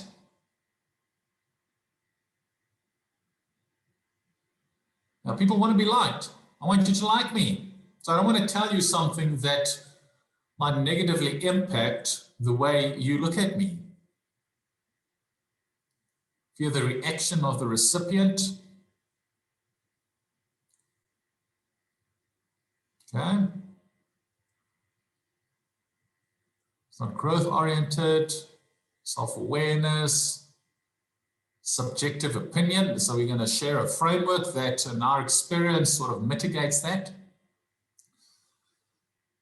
Now, to me, this is I fully agree with everything that that you say here. That's our experience as well. And we've been fortunate, you know, over the last 6 years of Human Interest existence to support over 50 clients across many, many different types of initiatives. And this is also very true to our purpose as a firm. So our purpose as Human Interest is to create systems where everyone can be their natural best and reach their potential. Now, you cannot be your natural best if you don't get feedback. Okay, so I'm still sort of struggling with why people are hesitant to receive feedback in a workplace environment. I understand why from a neuroscience perspective, and we're going to delve into that. But let's just take it outside of work. Okay, and then we're going to bring it back into work. If you're outside of work, let's say previously or still maybe you're involved in some kind of, can I use the word extramural? So if you're at school, there's an extramural activity. You do some sport or culture activity, etc. And you want to improve there. Then you are comfortable with feedback. I mean, you see feedback then as a mechanism for you to improve. Okay? So I've got a goal for myself that I want to be a certain handicap in golf. And I pay someone to give me feedback. Now, when he stands there and he gives me instructional advice, Janko, you're not listening, you still did that wrong. I'm not offended. I want him to tell me what I'm doing wrong so that I can improve and so that I can be better. But the moment we enter the workplace, the moment I put on this blazer and I get feedback in a similar way, yes, the way that we deliver it, that is important. We're going to talk a bit about that. But then I take offense. Then I'm all of a sudden, I'm the sensitive sorrel that is just, oh man, this is an attack on my personal identity.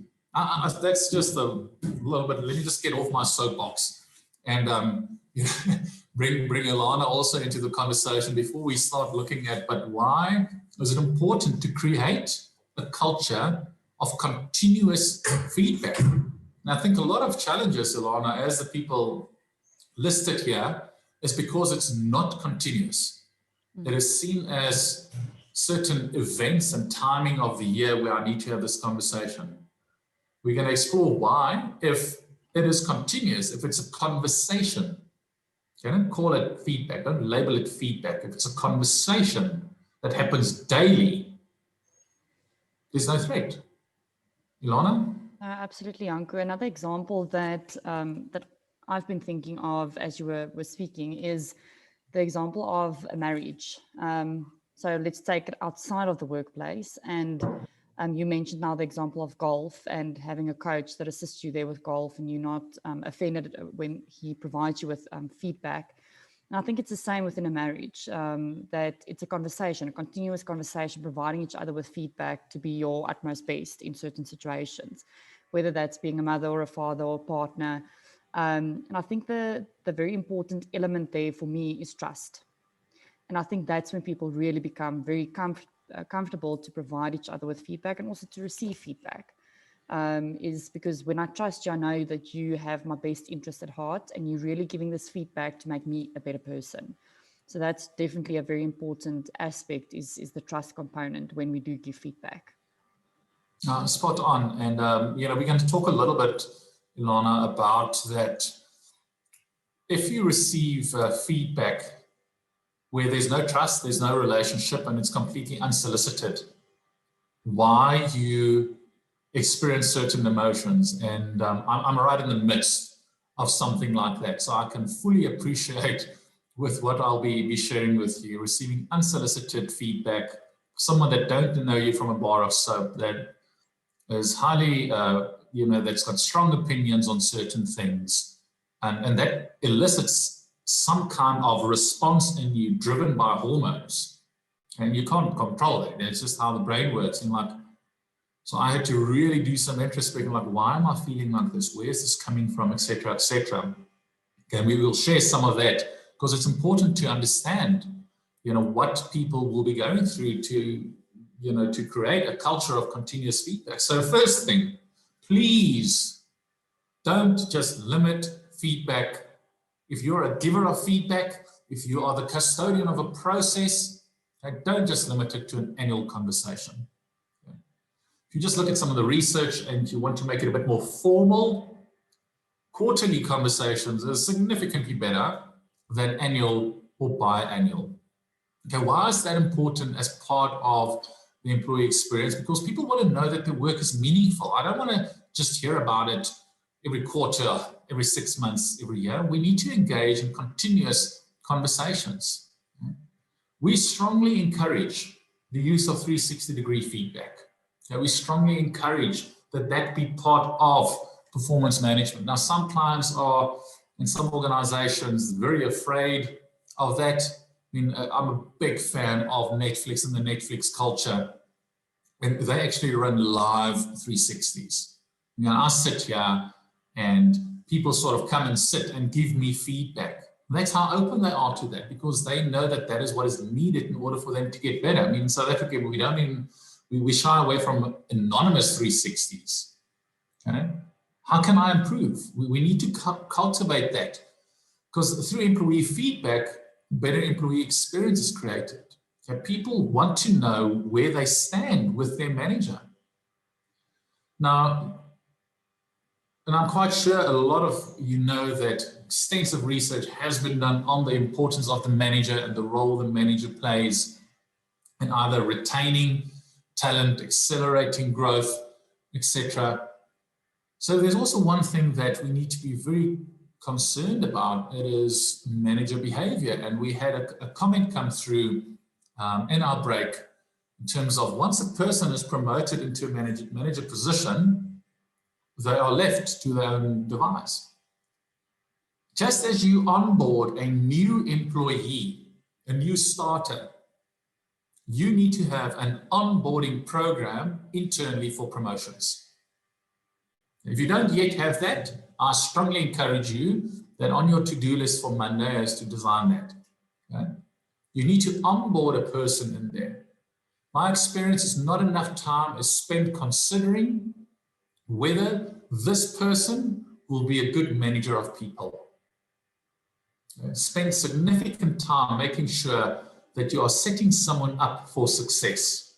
Consider the context, the objectives, the requirements, absolutely, absolutely critical. Because that relationship that you actually have with your manager, with their subordinates, with your colleagues, impacts your social connection. Now, if you attended last night's Q&A, you would have heard me speak around social connection, and I shared 6 tips on how you can enhance the social connection. And that is absolutely critical, especially in this new hybrid remote world of work. Okay? That will provide a platform for positive, supportive co-worker relationships. Mature, pioneering organizations, teams. Okay? We do a lot of work with teams. Our flagship program is our Elite Team program. And in there, we help create a system where people are comfortable to give each other feedback. Right? Very comfortable. You don't wait for your manager. I can give my colleague feedback. Okay? Because we live in this very much consumer type of environment, people are comfortable and becoming a bit more comfortable to give feedback. So we need to cultivate that environment where people can bring that type of behavior into the workplace. People want to engage. We need to really embrace that willingness of people to engage. Okay? So remember, if you think about the concept of feedback, I always just say it's as simple as 4 things. It starts off with, apologies, the willingness to give feedback. And if you don't have the trust, if you haven't created good psychological safety, that willingness will be impeded. Okay, and we already shared in some of the previous Q&A sessions some tips on how to create psychological safety. Willingness to give. Then it is when you give. Okay, so the actual giving and how you give it, that is important. Then it has to be, the third element is the willingness to receive. You need to have a system where people are willing to receive and open to feedback. And then very importantly, it is how you respond to the feedback that you've received. Okay? That is absolutely critical. I mean, and if you're familiar with the likes of Ray Dalio, Bridgewater Associates, biggest hedge fund in the world, they actually have the way you respond to feedback as a metric.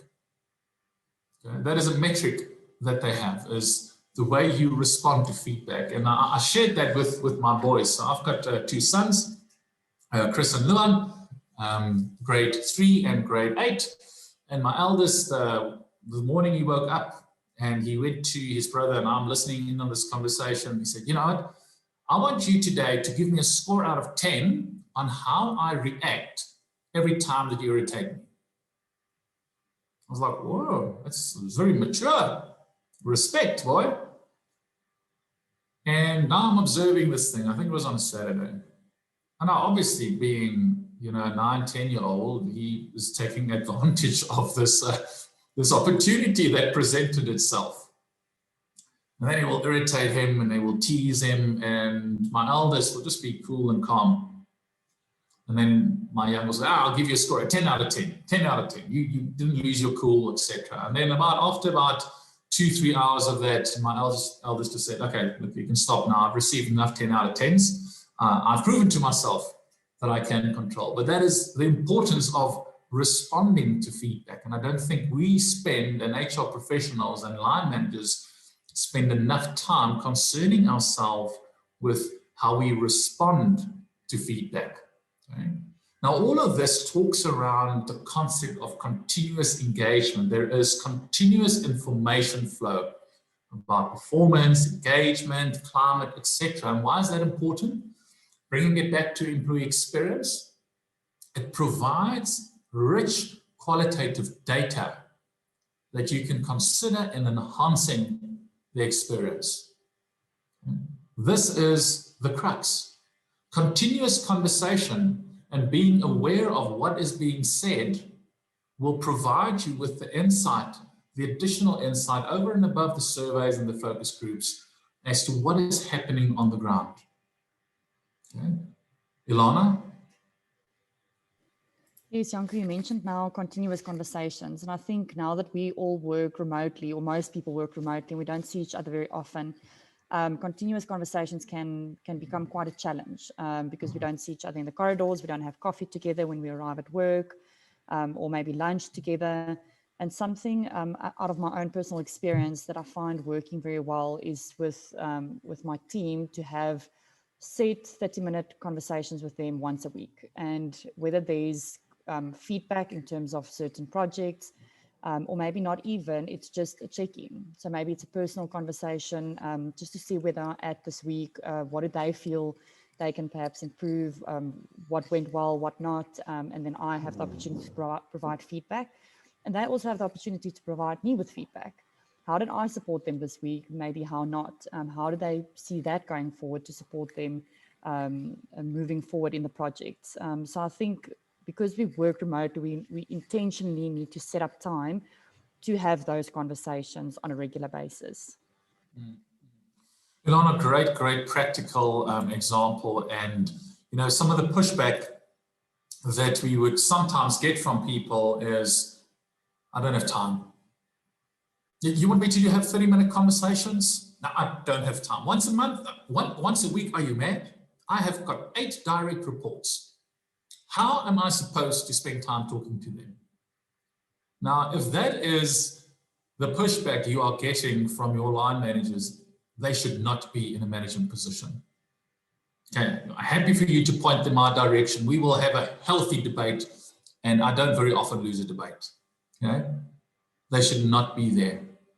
Because the role of a manager is not to do the work themselves, but to capacitate others to do the work. If there's one thing that a manager needs to spend time on, it is engaging one-on-one with their employees. Great example, practical thing that Ilana shared, and where we find ourselves now, and hence coming back to the word intentional, you need to intentionally schedule those check-ins. And then you need to honor the rhythm of those check-ins. So what you see, what we position here up on the screen is just a little framework that you can consider is when you start engaging in this process. And now the first thing the first thing that you on the call can do is to start leading by example. Okay? And the first thing is to ask for feedback. Okay? To ask for feedback. What did I do well? What can I do differently? How did you experience me in that session? And we'll share a little bit more on that.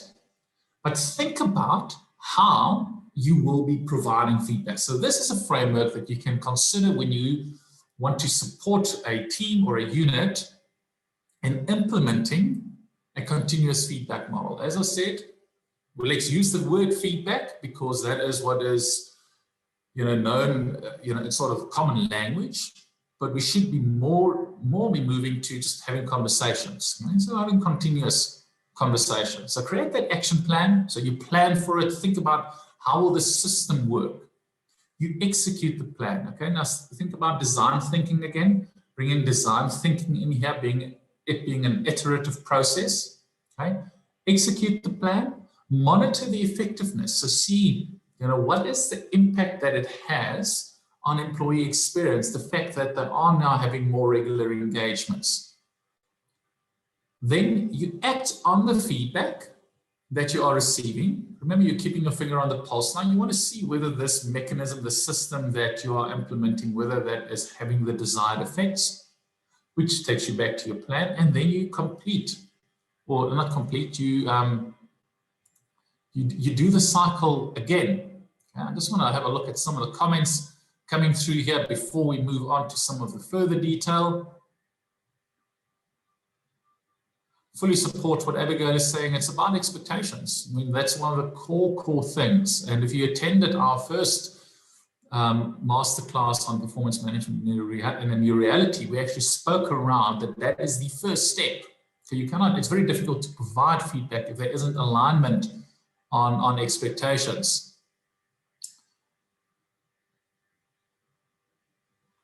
Okay, engagement, yes, engagement is interlinked with feedback.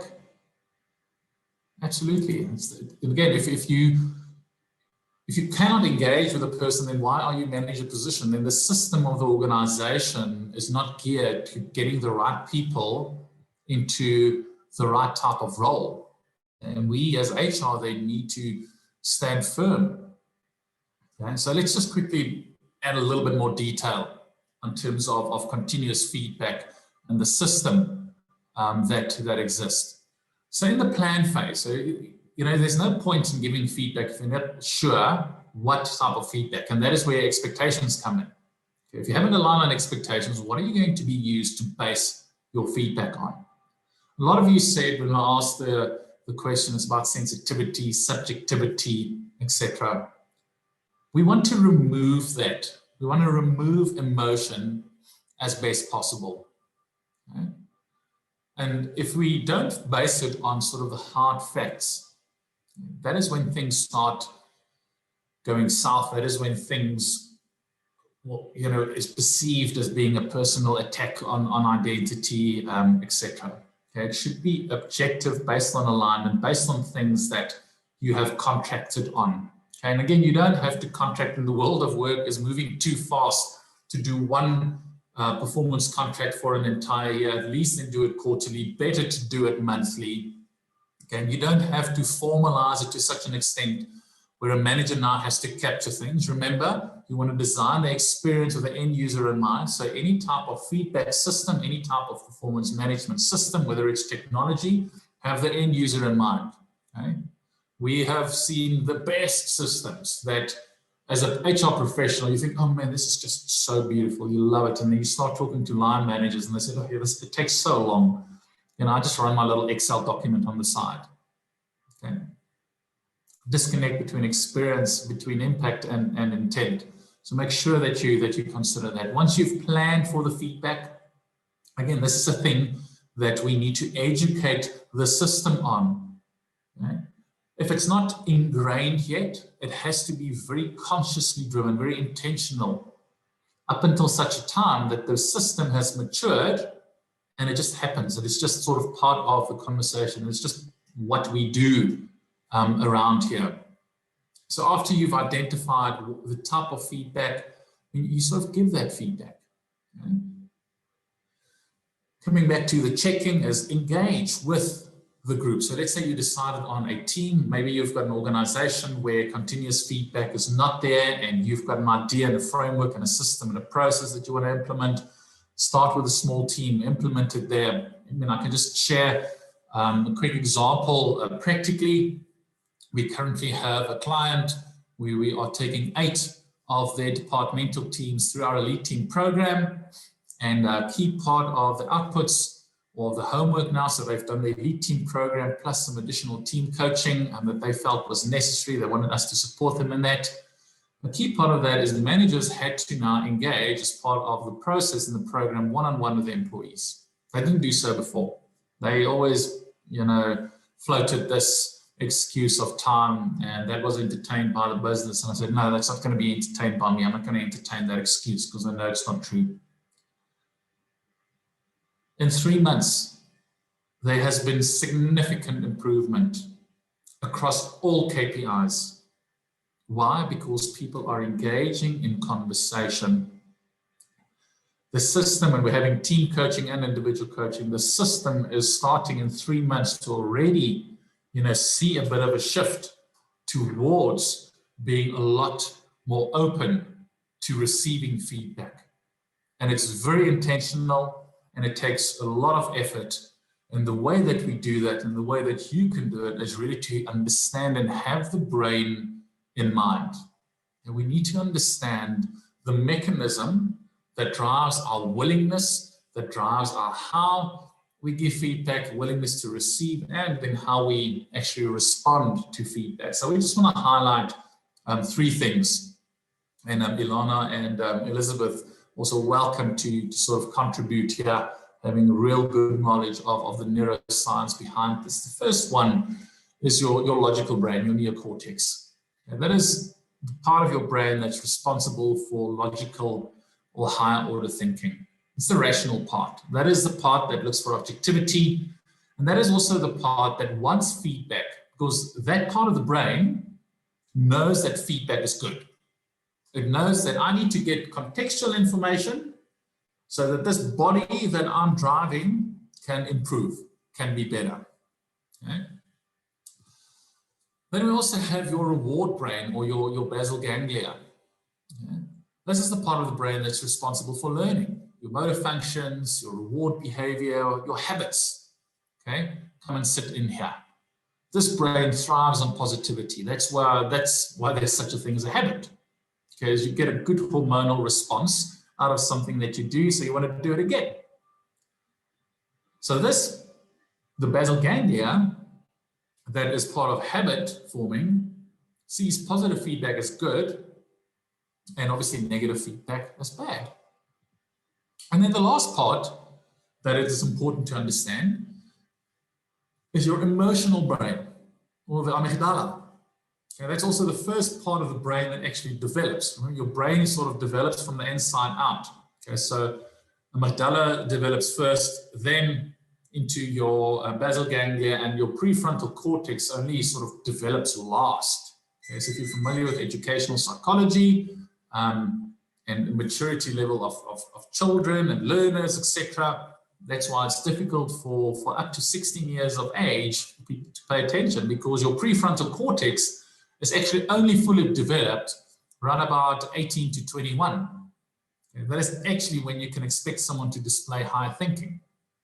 I think certain parts of the world, my experience, tongue-in-cheek, is that those parts never get there.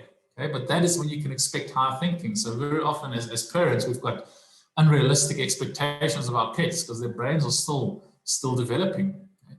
So that amygdala, your emotional brain, that is the fight or flight. And I'm quite sure, being in HR, you've heard of fight or flight. Okay? So that's where it triggers adrenaline, noradrenaline, all the type of hormones that you don't want to feel because it doesn't feel good, okay, when you're in a certain space. Okay?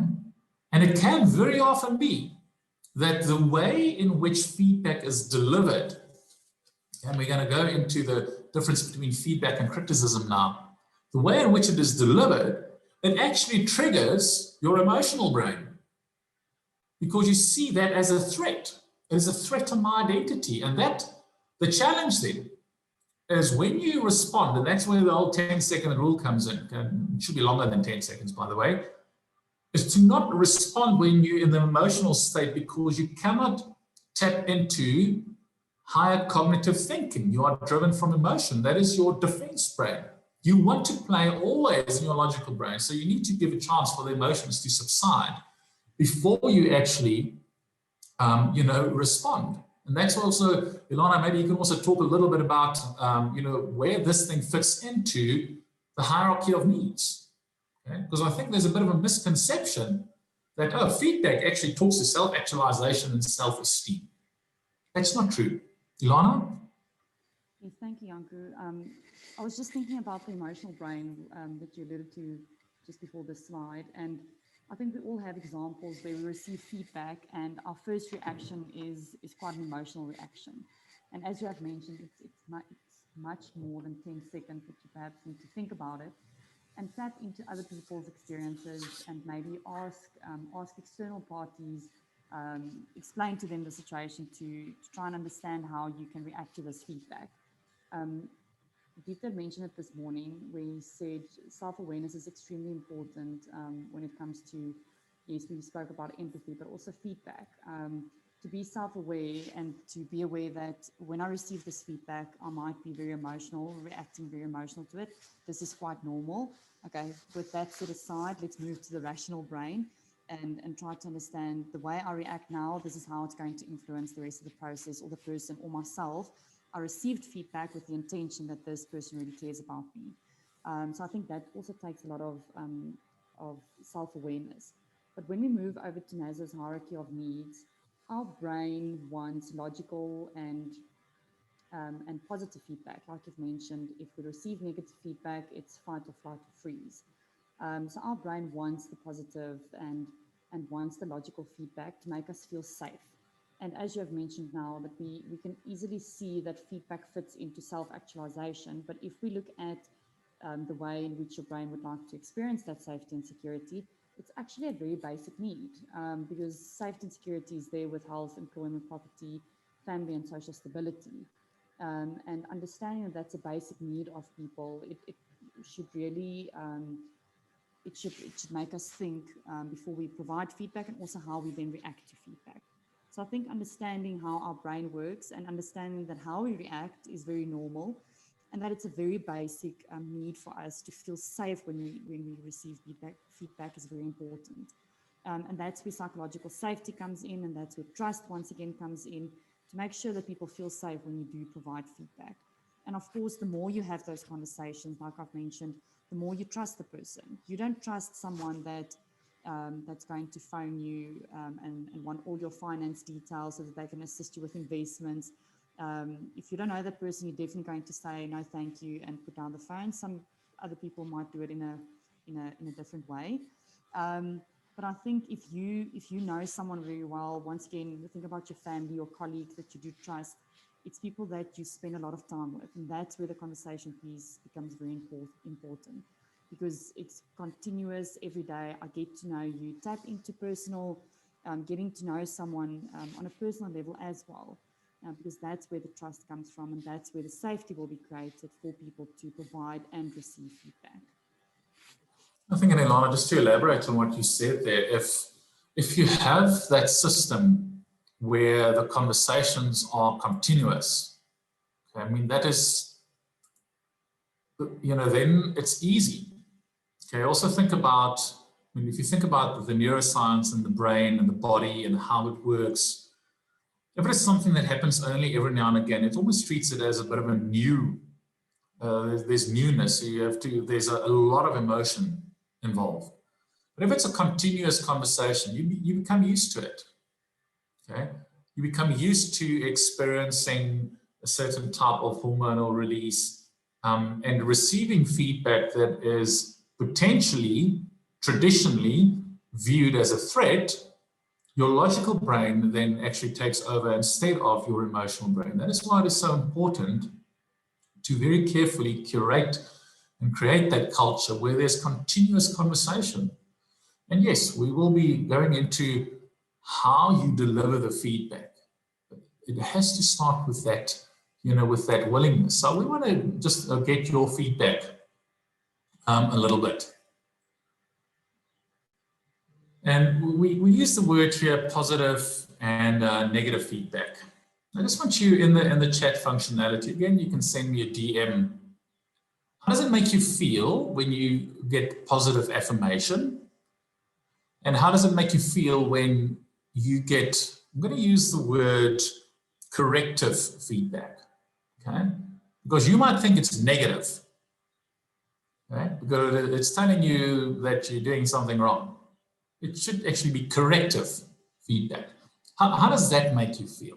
Let's explore that in the chat functionality.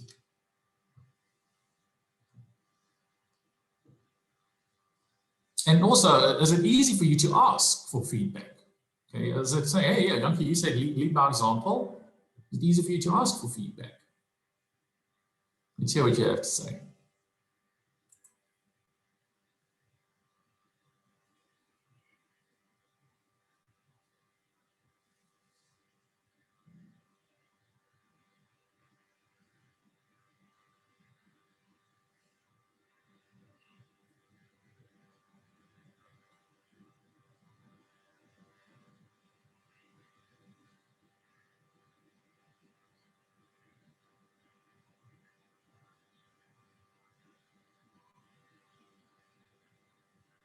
Okay, so I had one comment come through here to me directly. Individual says that, look, positive makes me feel proud. Okay, if it's corrective, depends on how it is given, yes. So the how it is given will determine the extent and the amount of, I'm going to use the word negative hormones that is that's ultimately secreted. And I think we also need to be comfortable to be open to feedback. I think that's a key thing here. I said here on the call, we all need to lead by example, and myself included in there. And we will very often ask our clients, give us feedback, and we will then engage in open and honest conversation. Okay, so positive feedback makes you feel proud. Corrective feedback, we don't necessarily feel comfortable with that because it's a threat to our not to our self-esteem, to our safety, to the most basic human need that we have. Hence, it is actually so difficult for people to ask feedback because you're not sure what you're going to get. And you're not going to like if it's contrary to the view that you have for yourself. That is why people don't like to ask for feedback. So we need to take ourselves outside of our comfort zone. Great example that Elizabeth given here as well. And the model that we're shortly going to share with you, I hope, and in my experience, is something that will eliminate that if applied correctly. I felt quite confused and frustrated when receiving constructive feedback that was vague. So yes, the feedback might have been delivered in the right way, but it was vague. No concrete examples. So I always ask, if people say, now, Janko, I hear they say that, and I'm like, okay, but who are they? And give me specifics. Very often people will hide behind making the them statement, okay, because they're actually wanting to portray and inflate and justify their experience. Just seeing some other comments to come through here, which it is done. I don't know where that feels humiliating and arrogant. Yes.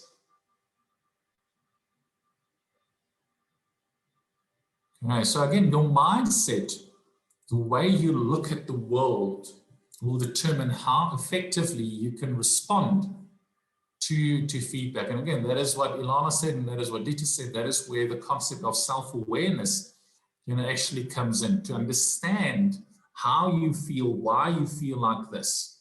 Okay? So let's just look at feedback and criticism. Okay? So criticism, when feedback occurs, which does not coincide with our self-image, we tend to change the information rather than change ourselves or behavior. So you then immediately go on the defensive because it's a threat that they're wrong, I'm right. Okay? That is how we react. You want to say, you want to start your sentence with but. Who are they? What do they know? Okay.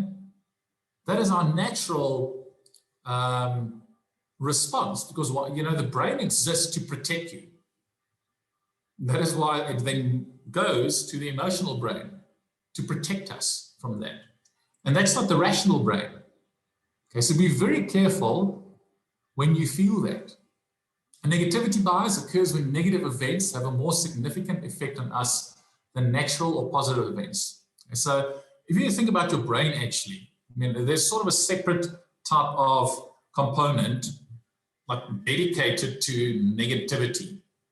Okay, that is why I don't like to read the news, because what do the news report on? What sells?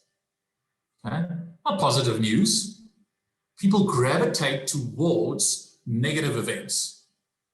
Okay, they gravitate towards that. That is why all the news and all the stats that we currently get, we've increased in so many deaths. We've increased. Okay, but why don't you report on the number of people that that came out of it?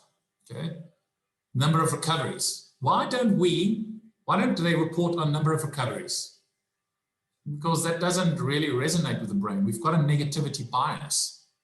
We're much more sensitive towards that. So that's why we are much more sensitive to receiving criticism. Okay, and we don't necessarily just remember it correctly. Okay? Constructive feedback allows us to navigate cautiously through the world. We're constantly getting feedback. We constantly need to be open to that feedback. So we need to understand that we do have this inclination towards over-responding to negative events. So we are more sensitive. Someone might say something, and then we will probably, because of our own worldview, or we might see something because of our own worldview, see things in there that is not really there. Okay? Then we need to ask about, what is it about us? Okay? What is it about us that really makes us feel like this? And before you respond, you need to actively engage your higher brain to bring that rationality back into play. Okay? When we give feedback, and if we follow the framework that I'm going to share with you shortly, it will remove subjectivity. But we tend to give subjective feedback, and managers tend to give subjective feedback because they want to come from their position of authority, okay, from their perspective, because their perspective is their reality. Now, it's a lot easier said than done, but we need to educate people to understand that I'm coming from a certain reality and that person's living in a different reality. Okay, so when I get feedback from that person's reality, it might not make sense to me.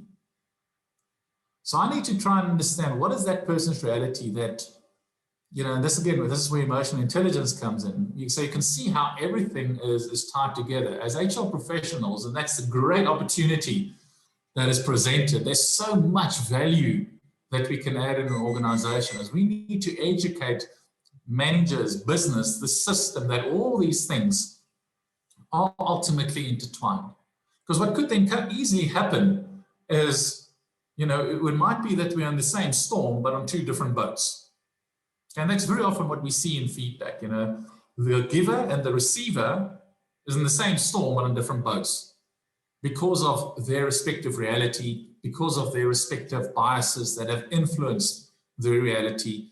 And we need to educate and create the system where we're on the same boat. That is where the alignment of expectations comes in. That is where the removal of subjectivity, ultimately comes in. So let's just pause and quickly look at, reasons for feedback. The wrong reasons to give feedback is to defend or excuse your own behavior, okay? To hurt or condemn or demoralize, to give feedback when you're not in the best of moods. Now, it takes great insight to say, but look, I'm not going to respond now. I'm not in the right frame of mind. I'll respond later, okay? To make a third party happy, okay? Don't ever, ever give feedback on behalf of someone else. Now, last night we also had this conversation. It will very often happen is there will be an underperformer. What happens? An email goes through to HR. I said, dear HR, sort out this underperformer. No. It's not your responsibility. You can support the line manager, but it is their responsibility. If you take on that responsibility, okay, you need to question your intent. You should not be doing that. You're not creating the right type of system where there will be ownership and continuous conversation. Okay, this is also you're not giving feedback because you're coming from a high level of status, and we're going to explore that shortly. Right reasons, because I've got a concern and I'm committed to this individual. It is a leader's responsibility to provide feedback. If they are not giving feedback, they should not be a leader. They should not be a manager. And I maintain that. Okay? It is in the best intention to guide and mentor and to provide support and help, to the individual. So let's look at, we've got about 30 odd minutes to go. Let's look at a framework that we favor in which you can deliver two types of feedback. Okay? There is reinforcing feedback, and there's something such as redirecting feedback. Okay? So I don't like to use the words positive and negative. I would rather say reinforcing, because you want to reinforce certain behavior. Okay? That is the type of feedback, the type of conversation, the type of comments where the person gets a clear picture that you are in favor of what they've done and that you want to see more of that. Okay? So it's acknowledgement. So reinforcing feedback, by another name, is also acknowledgement. Redirecting feedback, and sometimes it is necessary. Okay? Again, if you're not willing to give redirecting feedback, you should not be leading a team of people. Okay? You are not yet ready or mature enough to do that. Redirecting feedback is to let a person know that their behavior in a certain situation was not desirable and that you want to see less of that. Okay? That is redirecting feedback. And a model that we like to follow and that I want to share with you is called the SBII. Situation, behavior, impact, and intent. Now, this model was created by the Center for Creative Leadership to really serve as a very simple structure that people can use, whether it's colleagues, whether it is managers, to provide feedback, whether it is reinforcing or redirecting. So it allows people to, the individual that's receiving the feedback, to understand what you are commenting on and why you are commenting on it. So instead of attacking the individual's identity, you focus on the behavior and how the behavior impacted themselves and others. Okay.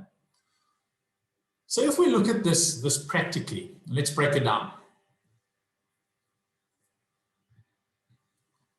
The first thing that you need to do is to describe the situation, the what or the when.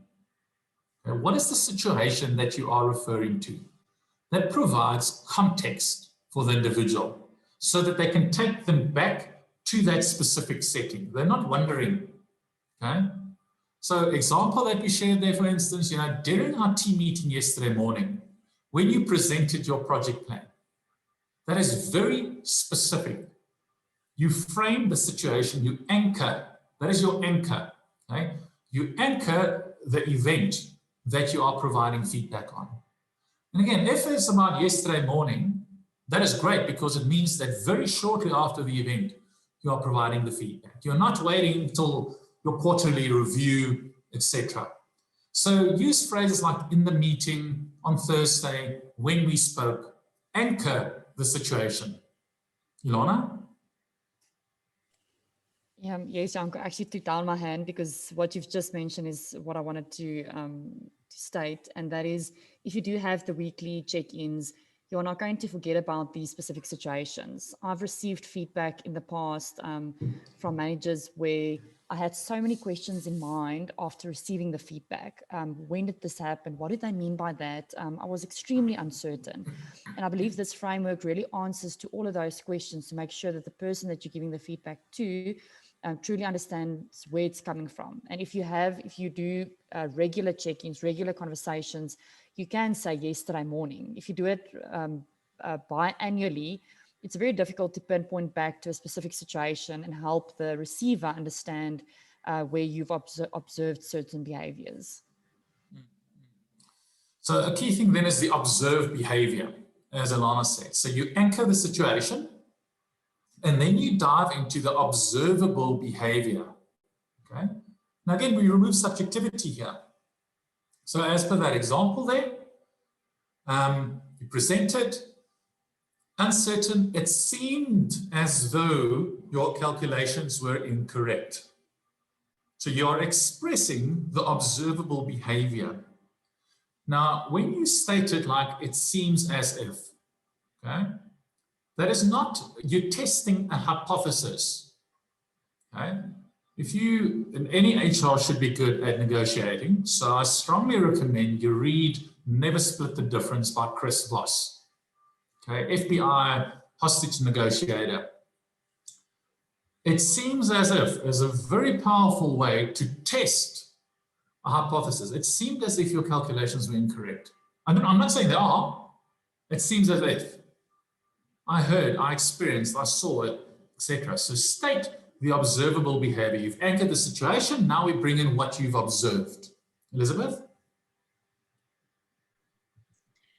I think also it's the balance of testing the hypothesis, but not being putting in a lot of blur words. So cognitive psychologist Leanne Reniger, she speaks about how the more blur words you add to a feedback conversation, well, that time, yeah, so, and all of that, it just makes the conversation quite blurry and doesn't give the clear anchors for the feedback receiver to hold on to. So you could be following this SBI methodology, but if you put a lot of fluffy language into the methodology, you're not going to get that value of the SBI approach. Absolutely, absolutely. So at all costs, avoid those fluffy, those motherhood apple pie type statements. Okay, remember I spoke about the them. If they say the them, like, who's the them? Okay, how many are we talking about? Is it one? Is it two? Is it just you? Okay, so make sure that you avoid fluffy words. The next thing is then to move on to the impact. We've entered the situation. We are now moving. We've described the observed behavior. Now we're going to talk about how we experience the impact. And you're right, you can state, I do feel that X, the outcome was, what I noticed was, it felt as if, okay? Anchor the situation, describe the observable behavior from your perspective, because remember, you're in two boats now, you want to get into the same boat now. You're describing the impact that you've observed, but very importantly then is you need to check in on the intent. Okay? What were you hoping to achieve when you facilitated? What were you going for? Help me understand your thinking. What was your intent? So I'm bringing this person into the conversation now. I've anchored, I've described, observed, I gave them the view from my boat. I want to understand what is happening in their boat. Very simple. There's no emotion involved in here. Okay. Very practical framework that, in our experience, once people started applying it, that we felt were very, very effective. Okay. Tied to this. So let me just quickly pause here. There's one more that we want to just close out on. Okay. Any questions on this model, the SBII model?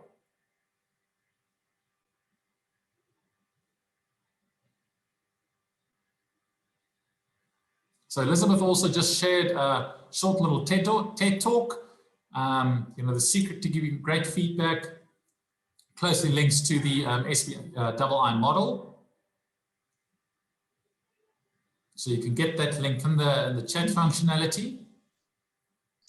So one thing that Leanne Reniger also advises in that secret to giving great feedback is that, when you discuss intent at the end, also discuss, put the ball in the feedback receiver's court and ask them, what are their next steps? What do they intend to do about this? So that makes that conversation very empowering, that it's about them getting better and being excellent. It's not just you've dumped the feedback, what was the intent, and you kind of, so that concluding next steps approaches makes the feedback even more powerful. I love that, Elizabeth. It's getting them to take ownership and devising a plan, and any plan is always better executed by the developer. I mean, if you are familiar with the likes of Jocko Willink and Leif Babin, probably they've written one of the best leadership books that I've ever read. It's called Extreme Ownership. I mean, after reading that, I was like, I need to go to Exclusive Books and buy all copies of this and give it to every single leader that I've worked with. Okay, so read up on that, and they really sort of talk to that component of any plan. If it comes from someone, so let's say someone comes with a plan to you and the plan is about 85% right. Okay, do they go with your plan or their plan? You go with their plan, okay? Because there's always that buy-in and commitment, and then a lot of neuroscience that sort of sits behind that. And talking around neuroscience, another framework, the last one that we want to position today, we've used this extensively in training, leader, manager, workshops, is the SCARF model. If you're familiar with the likes of David Rock and the work that he does, so it's made famous by David Rock.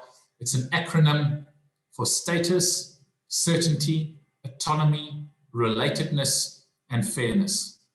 So in any type of engagement, when you are delivering, okay, so the SBII is a what framework. It's sort of the what you do. Okay? Sprinkle a little bit of SCARF on top of that. Never come from a higher status. Okay? And when we engage with managers and we educate and do a little bit of a deeper dive than time allows for now, everyone was like, the penny dropped. Remember, we also then position, but remember, you are an employee before you're a manager. So if your manager were to give you feedback like this, how will that make you feel? Now, that's a very powerful question. How will that make you feel? Okay? So status is about the perceived power relation between the giver and the receiver. You always want to give feedback from an equal footing. Okay? So practically, if we were still in an in-person environment, if you're a line manager, it is not you sitting this side of the desk and the line person comes in and they sit on the other side and Feltzman in the principal's office. It is around sitting outside, relaxed, having a conversation. There's no status there. Okay? A lot of things, as I said, we can expand on. If you are interested in this, I'm happy to share. So connect with me and I'll do that. Certainty is around what we've been discussing. It's the situation. It is the observable behavior. Okay? It is not around, that time they said, no, that doesn't help me. I cannot do with that. So in any feedback situation, we need to bring in certainty. The autonomy provides that sense of control over events. Okay, so that is where, as Elizabeth has said, where you close out and you provide them with autonomy. What do you suggest we do differently to prevent this from happening again the next time? Okay, question that you can ask. What support would you want from me? Now, very often we see that managers would then just go into solution mode and just tell an individual. Now, if you're telling, you come from a higher status and people are less inclined to actually follow through on that. But if you're asking, okay, you come from an equal status and you create autonomy. Relatedness, obviously, if you're having continuous conversations, it ties into the concept of psychological safety is absolutely critical. And then fairness, okay? Because I have followed a framework, it will be perceived as being fair because there's less subjectivity involved in that. Okay? And you can throw in questions where at the end, if you do make a suggestion, if you want to make a suggestion, always ask permission to make a suggestion. Okay? If you can see that a person is stuck and they don't know how to proceed, you ask, can I suggest an idea? Okay? And then you back it up by saying that in my experience, X, Y, and Z. Okay? So you provide credibility to what you are saying. You provide credibility to the advice that you are giving. Okay? So 2 things that I strongly recommend.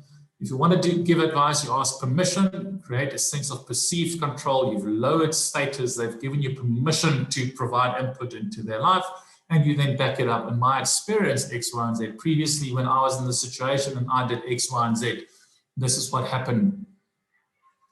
And you can throw in questions like, do you feel that that is fair? Okay? Use the word fair. By bringing it into the spotlight, by asking questions around it, people will feel that they are treated in an equal manner. Remember what Dieter spoke around earlier? Okay, fairness does not mean everyone is treated the same.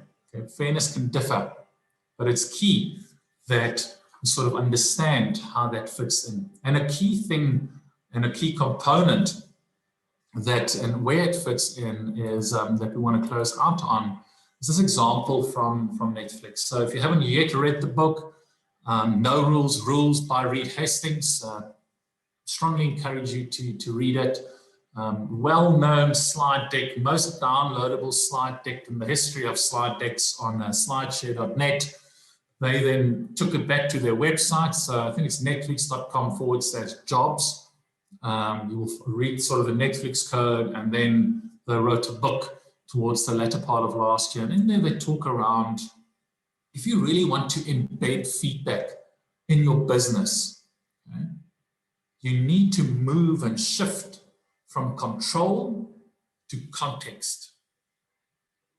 My experience in South Africa, we are very much in the control space. Okay? If you lead with context, you empower employees throughout the company to make their own decisions. And that's ultimately what a manager's responsibility and a leader's responsibility should be, is to create a system that can function without them. If you are part of an organization where it's difficult for you to actually go on leave for longer than 2 days, okay, then there's still too much control. There's still a key person dependency. Okay? You need to lead with context. And one of the big reasons, in my opinion, why South African firms and other firms struggle with that is a lack of transparency. And I don't want to share this. Okay? I recently asked the client, does your employees know how you make money? It's a simple question. And this was a senior executive, and he said, look, I don't even know how we make money. And the reason why we asked that is part of a culture conversation, transparency, sharing of information. He said, look, my CEO doesn't even share some of the information with me. So there's just no context there. Okay? To really empower people to act on the best interest of the organization, you need to lead with context. You need to break down information barriers, provide line of sight. Remember when he gave when I gave the example on the employee experience, it's not about knowing the mission, it's about connecting with that. Okay, that is how we lead with context. So a manager's role, and you recall I said this earlier, a manager's role is to spend the majority of their time in meetings gathering context, clearing roadblocks, and communicating team strategy. That is what a manager should be doing. They should not be doing the doing, okay? They're doing the execution part. They need to create context and spend time understanding the context, creating that connection, because that is how you create trust. And trust is the opposite of control. Trust means empowering people. Okay? It's creating a space for people to make their own decisions, trusting themselves, believing in themselves. okay, and supporting them to be empowered. That's how we lead with context, and you can do so a lot easier if you're having continuous conversations. If you don't have a system where people wait for the quarterly or the biannually, etc. Now you might say, but look, Janko, we're still on annual reviews here. Okay? How can we just flip from here to here? Not overnight. You flip by starting with a little pilot, with a team where you feel that they are open, that they are pioneering, they can do things differently, and then you start building it from there. Okay? Start there. Remember that feedback loop, that mechanism. Infuse SPII there, infuse SCARF there, infuse context over control there. And then you can start taking it to the rest of the business, and people will start seeing, but wow, that is different. That's different. I want to be a part of that. What are they doing? Elizabeth? I just wanted to say we've got an interesting question from Bonisiwe who asked around, is feedback ever late? You know, if we're in a company where we only do 6 monthly feedback check-in type sessions, is that have any value, or is it actually just late and but useless?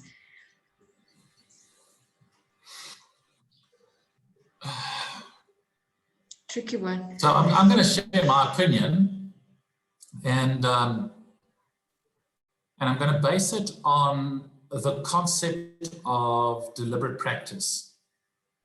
Okay, so what is deliberate practice? Deliberate practice is feedback in the moment to be better next time. If it is too late, I might have already have gone through a number of opportunities where I did not have the benefit of that feedback. So I might be making the same mistakes, but because no one has pointed that out to me, I'm thinking I'm doing the right thing. So if that is the case, then yes, it is useless.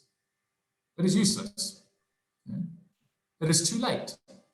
So if you want to follow deliberate practice, and I mean, if you read Peak by Anders Ericsson, okay, he's the father of that whole 10,000 hour rule that Malcolm Gladwell popularized but incorrectly interpreted.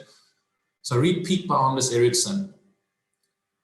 You know, I cannot, it's like you don't adjust your game plan in the game. You wait for the next game, and then you complain why we lost the game. Okay, because you need to adjust it in the moment, do it a bit differently. Okay, so that's my opinion, Elizabeth. If it's too late, it's useless. Then don't give it.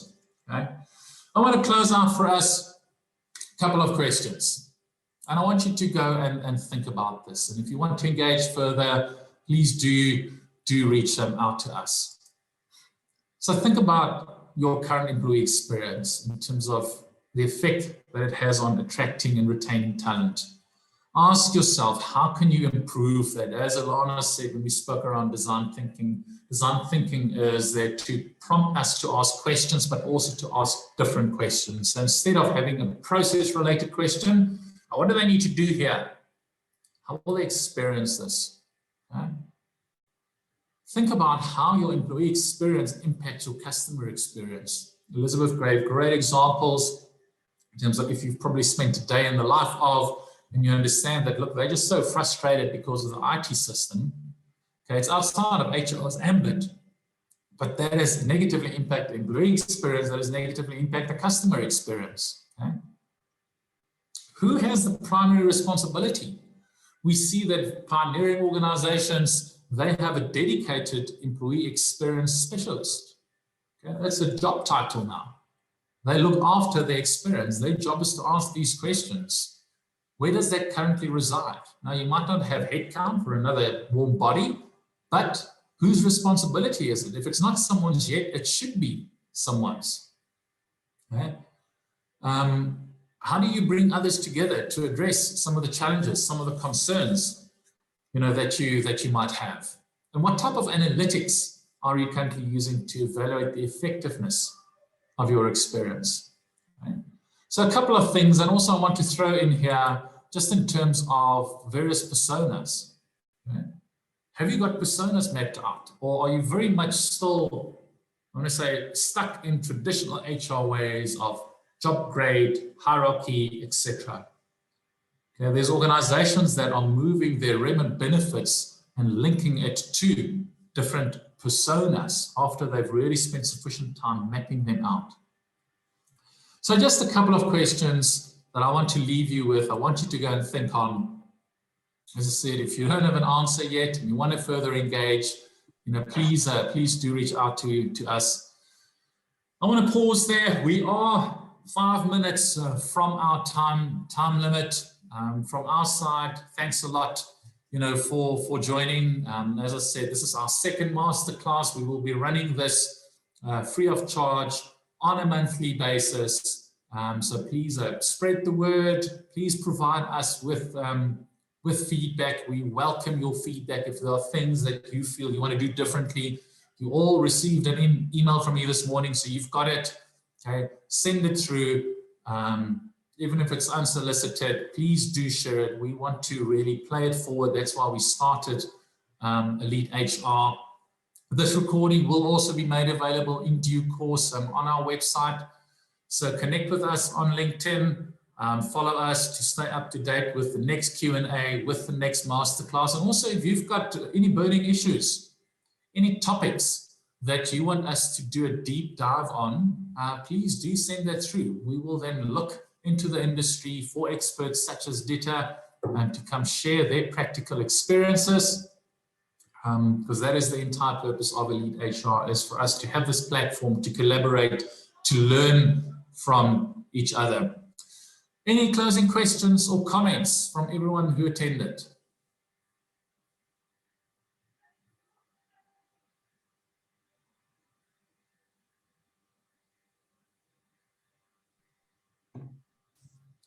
Janko, I just wanted to say, I think this topic is really exciting, and it's something that I hope our delegates today can take forward as, bringing that forefront of human capital management into organizations. Yes, get our basics right, make sure payroll's working, make sure employee benefits is working, things like that. But we really can add so much value if we bring in the employee experience lens on everything we do as HR. So just hope to see the professionals on the call today just bringing this into their organizations and making an impact. I think it's going to be amazing. Great, Elizabeth, thanks a lot. And thanks a lot for all the words of thanks coming through. We really appreciate that. I'm going to ask you to sort of spread the love. I'm sounding like a YouTuber now, probably because my boys are on holiday and I'm hearing YouTube in the background the whole time. So if you want to spread the love, pop a little post on LinkedIn, tag myself, tag Human Interest. If you found this session valuable, let's get the word out there. Let's work together. I think let's just elevate the profession. So thanks a lot for your time. I wish you a wonderful rest of the Friday. Stay safe, stay positive, and I hope to see you next time. Thank you.